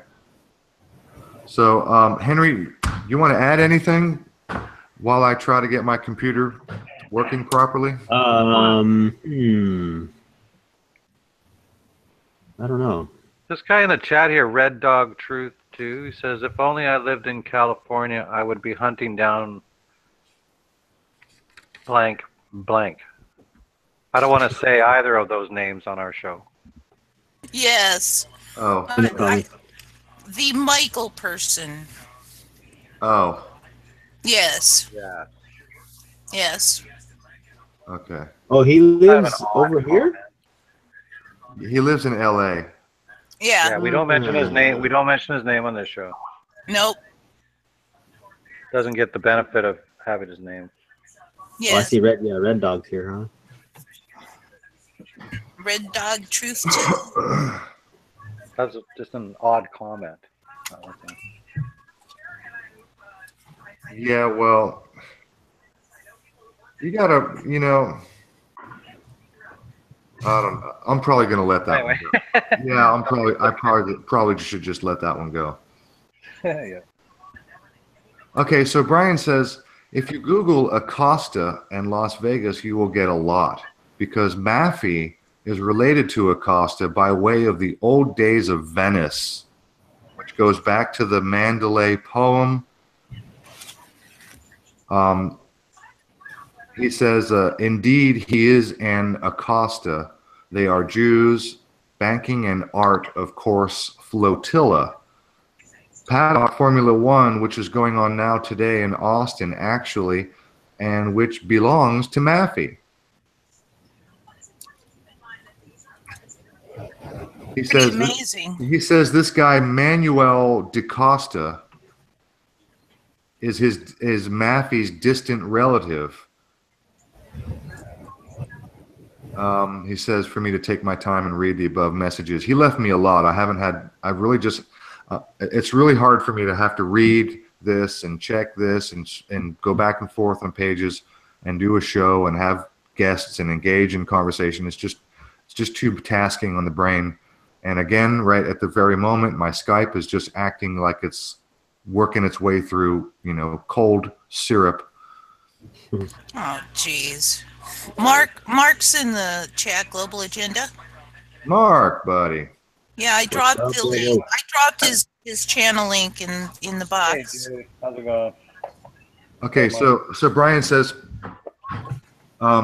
because Ecclestone The former longtime owner of F1, Formula One, is mocking the U.S. F1, Alex Jones hated Ecclestone. Look it up. And because they say that NASCAR is the U.S.'s car love or whatever, some guy talking about Maffey's adventure in Austin is saying it could become a real car crash, in quotations, for Maffey's Liberty Media. Now, let me read that sentence again. Car crash is in quotations, and I'll read that sentence again. Some guy talking about Maffey's adventure in Austin saying it could become a real car crash for Maffey's Liberty Media.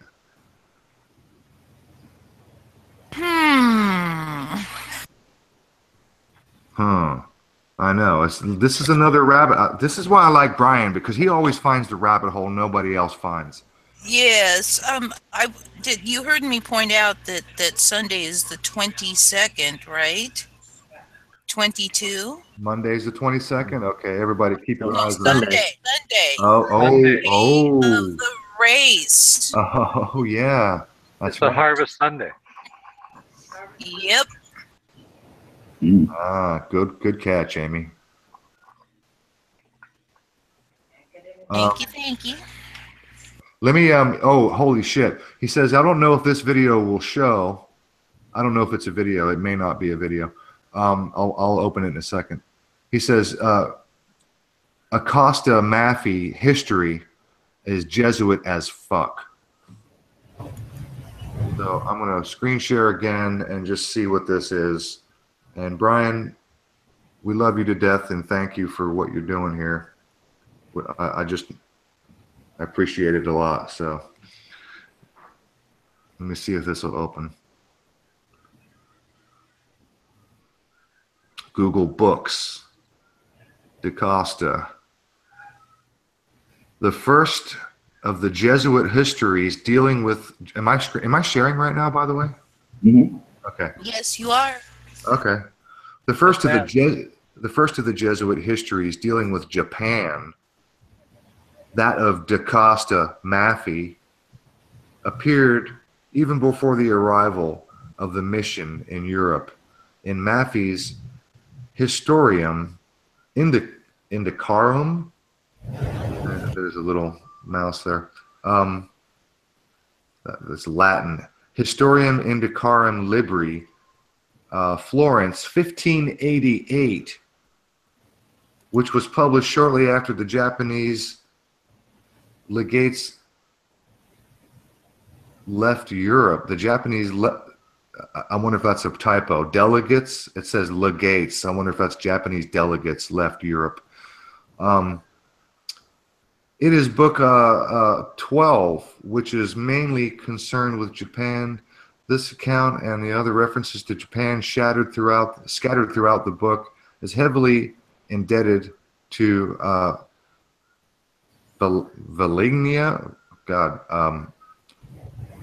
Valignano's Historia, Maffey. Valignano's, thank you. Treats Japan in two ways. He provides a general description, blah, blah, blah, blah, blah. I'll have to open up that whole page. Here, page 686.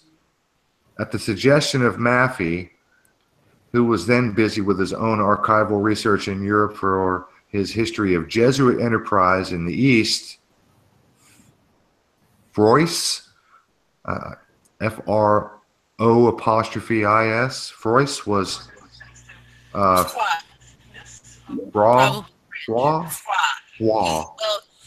sort of like potato foie gras. Where's Cerebra Sana when you need her? Yeah, really. Cerebra, here. We need you now. Okay, so the point is that this guy may be Jesuit connected. I would say that I would give that, based on this data, about a 98% probability.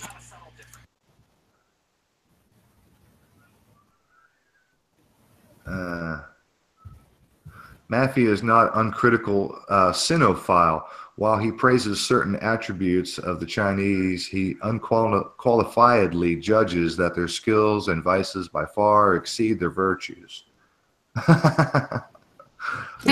What a shitty thing to say. He points critically to their superstitious practices, inhumane tortures, excessive preoccupation with pleasures of the flesh. You know, those Japanese, like the Portuguese authors, consistent of Emperor of China, ridiculously arrogant when he thinks of himself as master of the world and son of heaven. Oh, gee, where have we heard that? The first author to use the Jesuit letters extensively, as well as many secular sources, was Maffei, whose Historiam Indicarum Libri, that would be 16, appeared at Florence in 1588. Scattered sections, various parts of Southeast Asia. Maffei indicates more of the Jesuit letters than he does when commenting on India. Interesting stuff. Thank you, Brian. This is a rabbit hole I don't even think I want to poke my head into. This will keep you busy for weeks. Yeah, I think. Yeah, really.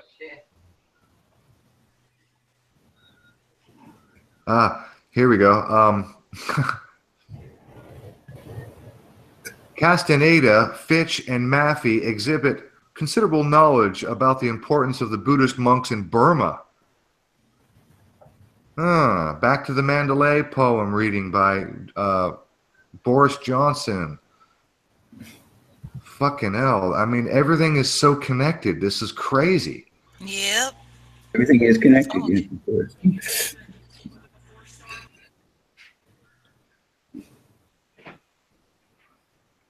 Wow. And so let me just scroll back up. What book exactly is this? Maffei Burma. This is Google search on Maffei Burma. See that there? And this is the link that Brian had sent me here. And the book is Asia in the Making of Europe, Volume 1, The Century of Discovery. Wow. Huh. Damn, Brian, I don't know how you find that shit, but good on you. Absolutely.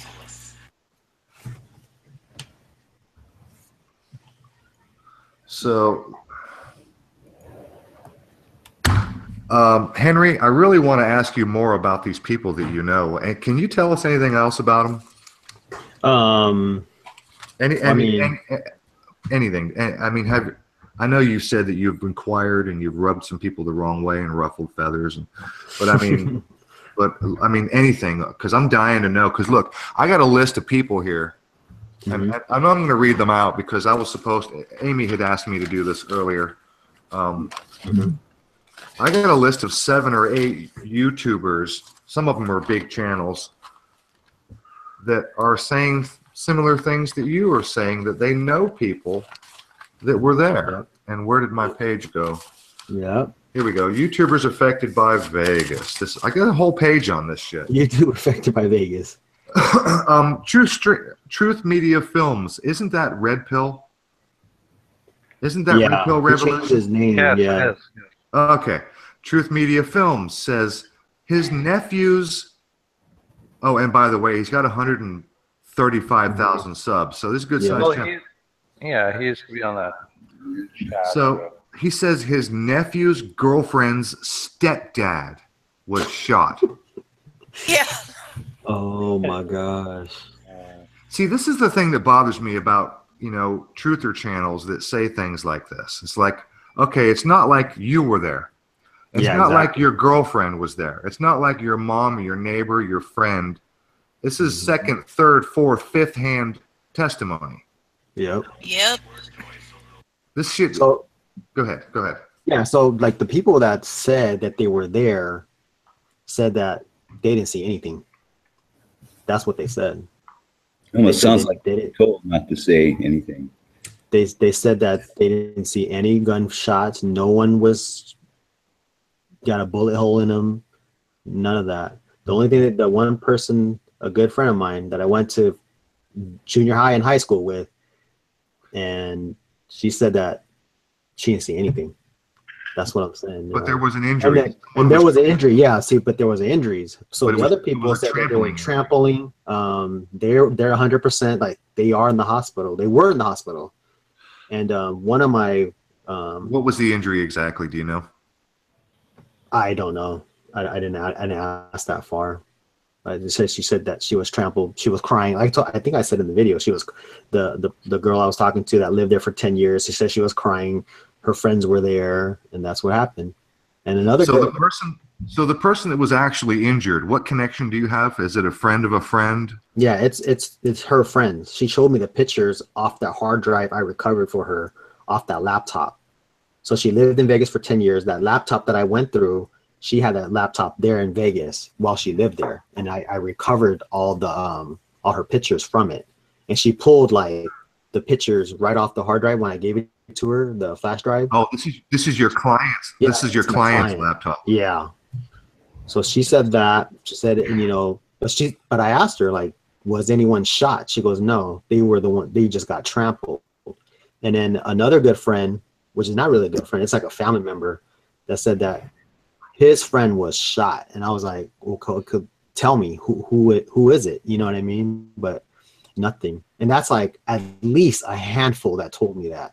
But it's weird because like when I broke down the parachuting, people said that, oh, I was there at the parachuting, my friend's friend, and it's the same thing. It's never any proof. That's why on my channel, I would never tell you guys like, oh, it's 100% proof. So and so and so and so and so and so and so and so told me. No, I cannot do that. So, but if you want me to keep digging, I will. Of course we do, and we're not the only ones, and you know it. Yeah, yeah. All right, so look, Amy had mentioned a channel called CFAPS.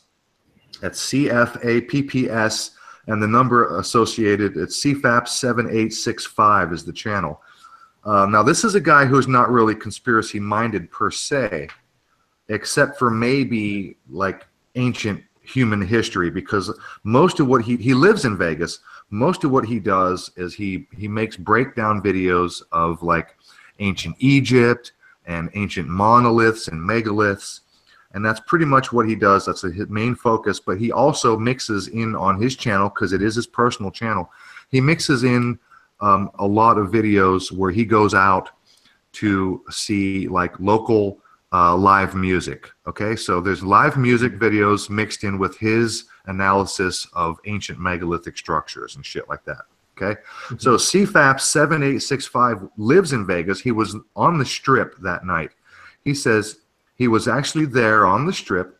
He was filming people in it's Harrah's, by the way, Amy. You couldn't remember the hotel. He was in Harrah's. Right. He was in Harrah's, and he has a video where he is on the floor and everybody else is under the freaking gambling tables, the blackjack tables, because apparently they were, yelled at and told to get down because there's, I don't know, an active shooter or whatever they were doing, drill or whatever. But they scared everybody in Harrah's. That's another hotel we haven't even mentioned.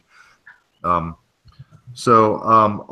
we've got, I mentioned Sean from SGT. He says his wife's best friend, Val, knows somebody. Well, from anyone else, it'd be,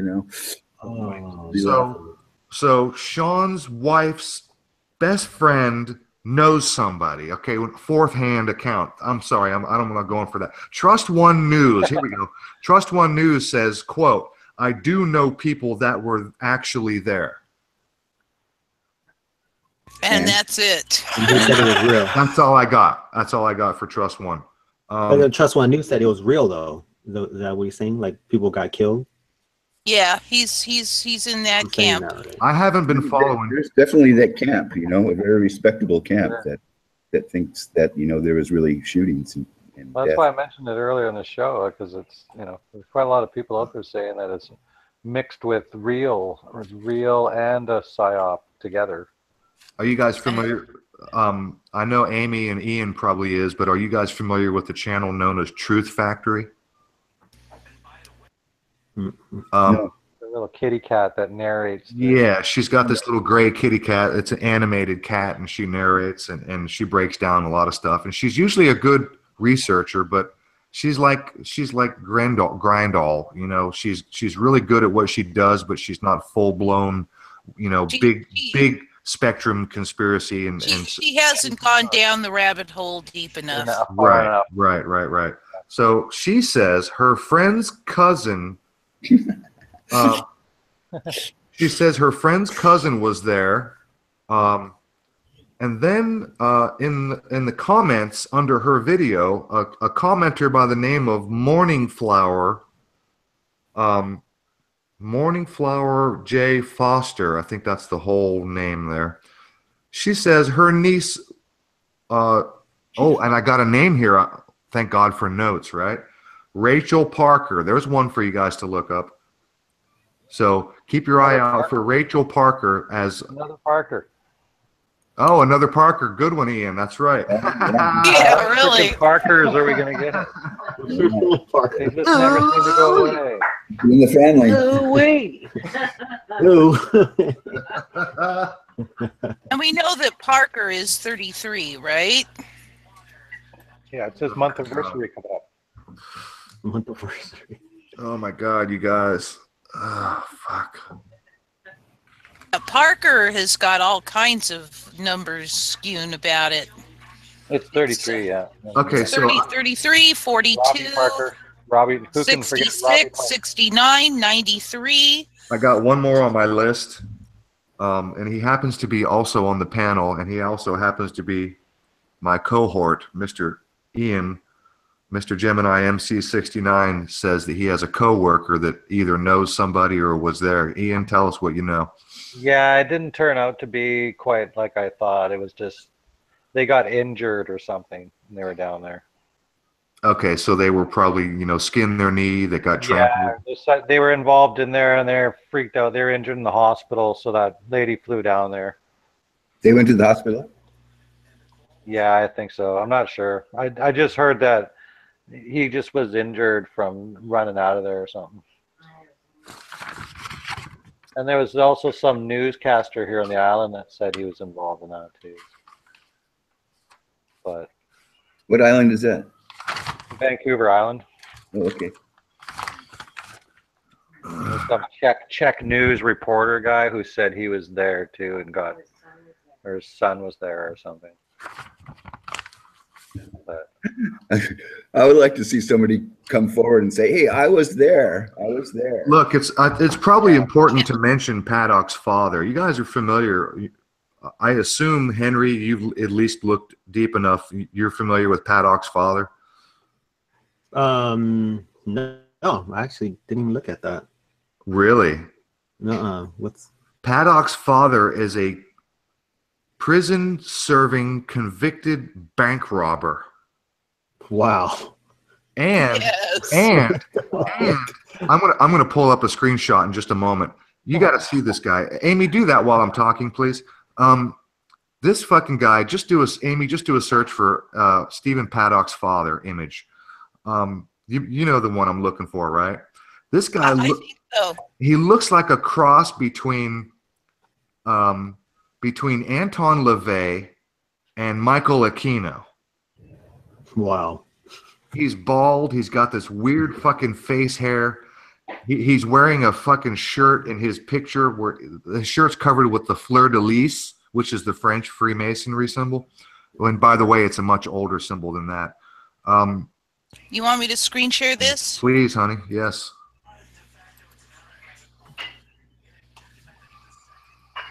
Yeah, if you guys haven't seen or if you don't know about this guy's father, you need to people need to understand that this guy is fucking connected. There he is. I got it. It's up. He looks like a Lester Crawley looking kind of. Scroll down, Amy. Find the one where he's wearing that shirt with the glasses. He's wearing glasses and a fleur de lis shirt. You'll find it. Just keep scrolling. It's in there somewhere. Maybe I should go to Google. There it is. There it is. There it Duck. is. Right there. Center screen. Ah, right here. Look at this fucking character. This guy looks like a cross between Michael Aquino and Anton LaVey. Yeah, he does.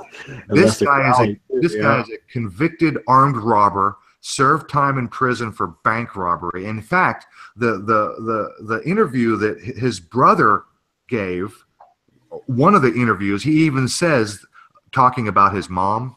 He says her husband, meaning his dad, was a bank robber, was a fucking armed robber.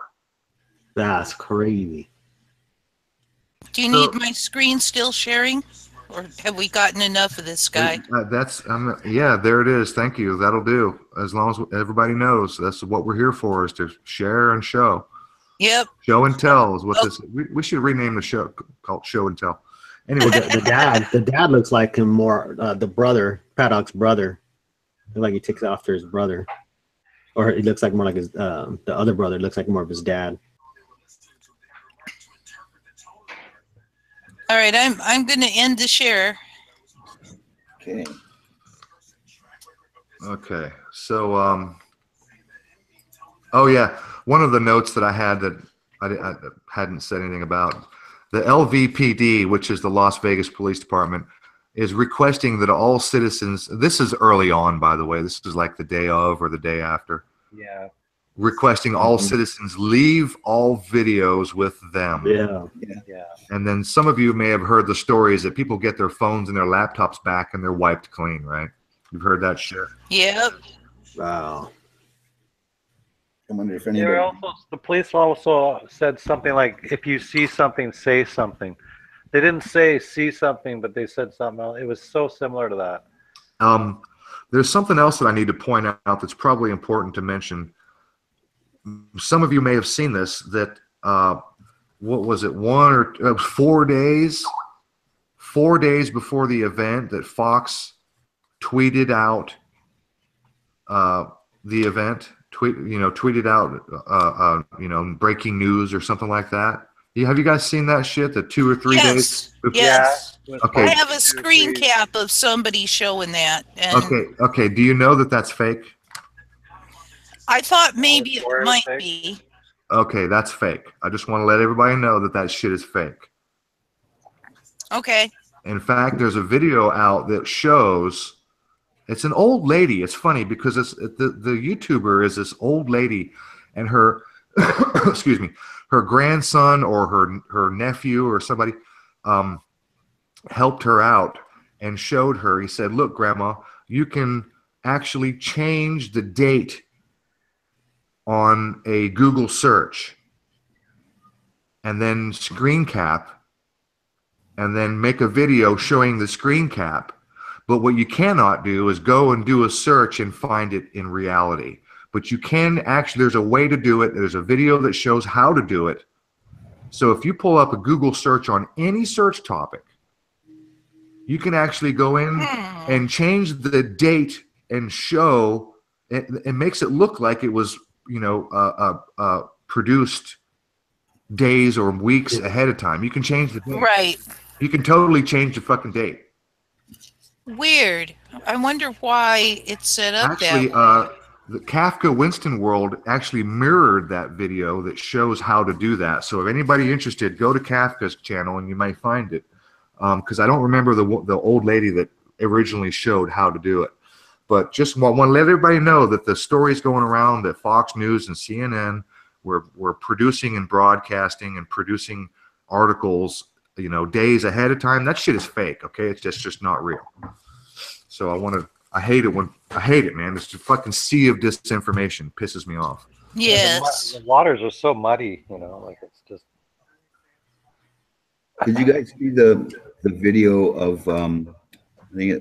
I saw it on Outer Light. I think he may have got it from somewhere else as well, but it was about the award that Jesus Compost got. The picture of him. The award, yes. Oh, the steakhouse was remodeled. That's right. We didn't get to that. Yeah. Oh, that's juicy. Get to it. Yeah. So you know the story already, right? I know the story, but go ahead, Rich. You got the floor. Okay, so he's did some pretty nice detective work. I'm not sure if he did it or not. His name is what? Ed. So they have pictures of the wallpaper and chandelier. He points those out from before the renovation, which was in July. And I think the renovation started in July. and that's when the picture of the award was being given to Jesus Compost, right? And also there was some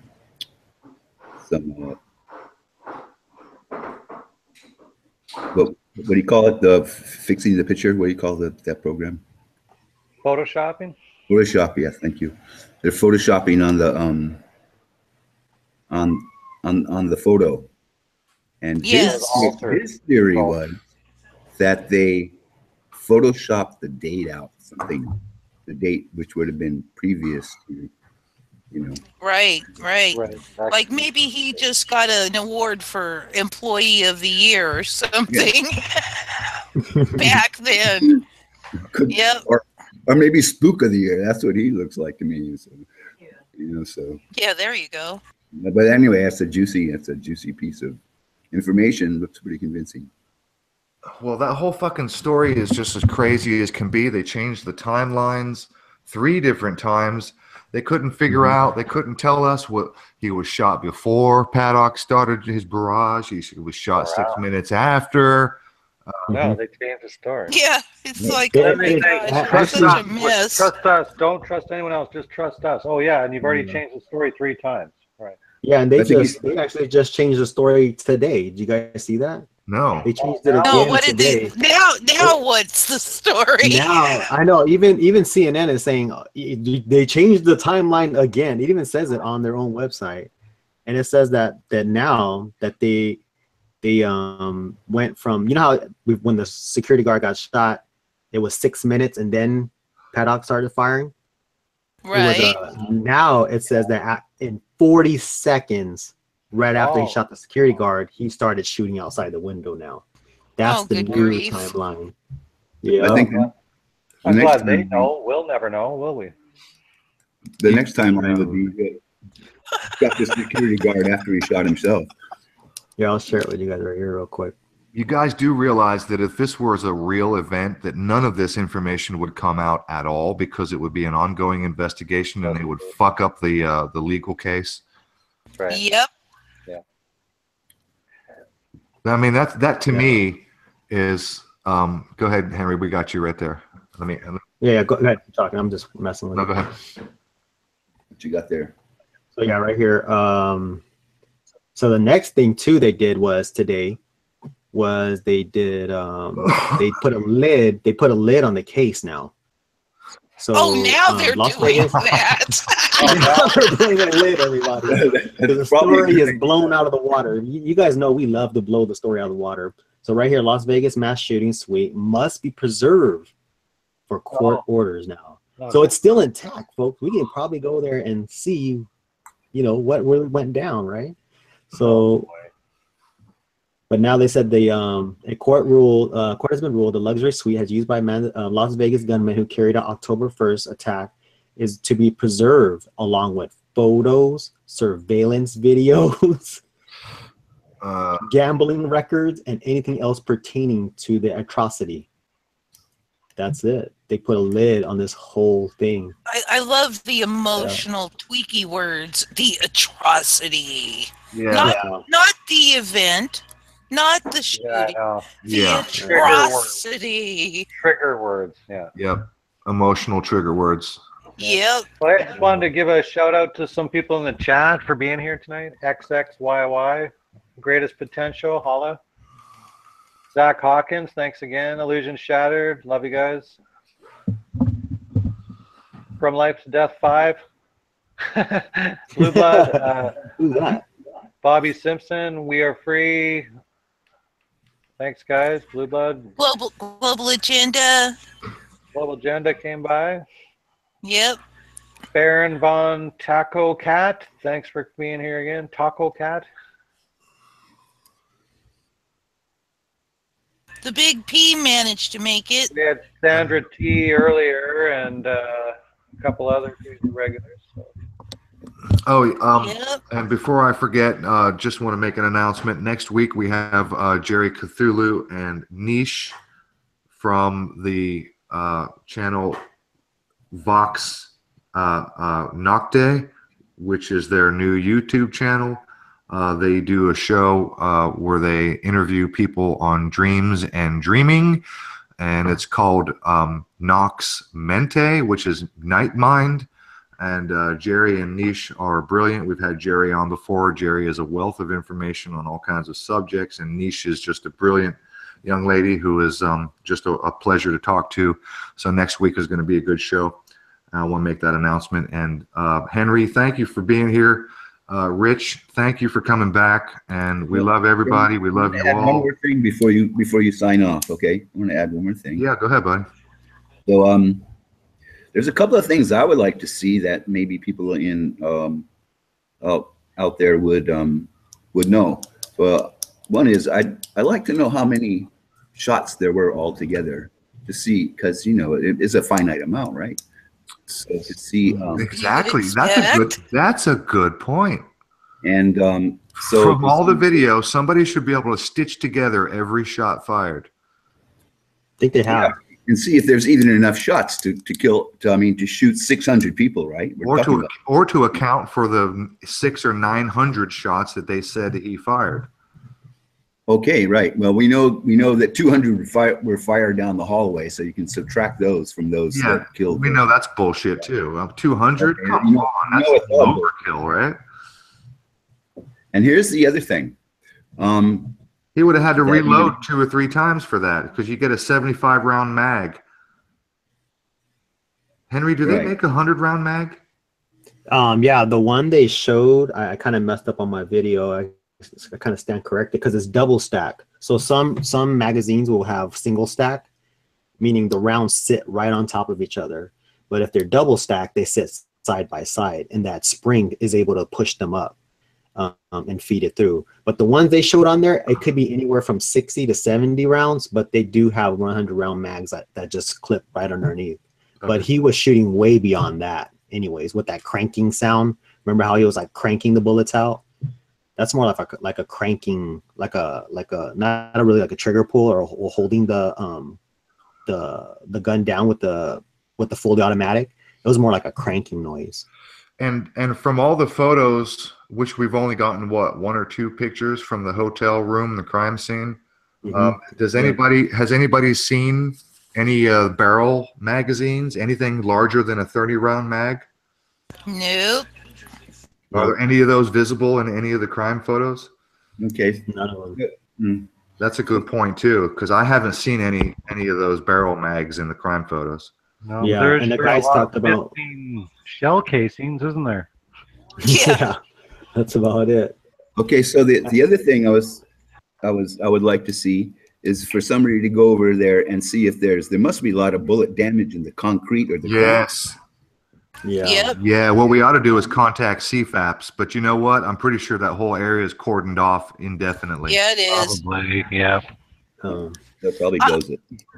Can I just want to mention, if we haven't mentioned before, C-Space was here, and we also have Learn of the Jesuit Order in the house. The Jesuit Order was in the house. Cool. Big P, yep. Big P 99 was here too. Yep, I mentioned Big P. And XXYY was here. Illusion Shattered. I'm not sure, but I think we had a couple of new faces. Sandra Textiera was in here, if we haven't mentioned. Love Sandra. She is always Baron von Techhout or Taco Cat. Taco Cat. Taco. Yeah, we got them all. Thanks, everybody. Is in a taco. The thing you so, eat. where can? Okay, so Henry, do you have a website or anything that people can go and see? Yeah, you're working on a website. You want to plug your website or something? Yeah, I think it's ucensored2.com, and then it's not up yet. It's still getting worked on. I'll let you guys know. Okay. And then it's yourtube.tv or something like that, or youtube.tv. So it's coming out. It's getting ready to rock and roll. So definitely. Cool. Yeah, I would love to be on. I would love to be a regular on here if you guys want me. Yeah, for sure. We'd love to have you back again. Yeah. You're welcome back anytime, brother. All right. Yeah. Awesome. Yeah. And Rich, thanks again. Absolutely. Thank you so much. You want to tell us where people can find you on YouTube? Rich Vanclaren. Or on, But Rich Vanclaren, but I'm pretty close to retiring, I think. So Retiring from YouTube. yeah. I don't blame you, man. It's a sea of shit out here. Yeah, really. I'm gonna Well, shift Amy and over to Henry's channel someday when he gets into it. All right. Well, I'm glad Mark was able to make it. Allison Twist, Sandra, and everybody, we love you all. Illusion Shattered. And if you weren't mentioned, it doesn't mean we don't love you. So Absolutely. we appreciate it. We appreciate all the info. We appreciate the engagement. And Ian, whenever you're ready, you take us out, and we will see you guys next week. Take care, everybody. Love Keep it always. Love always. Love you guys. Thanks again.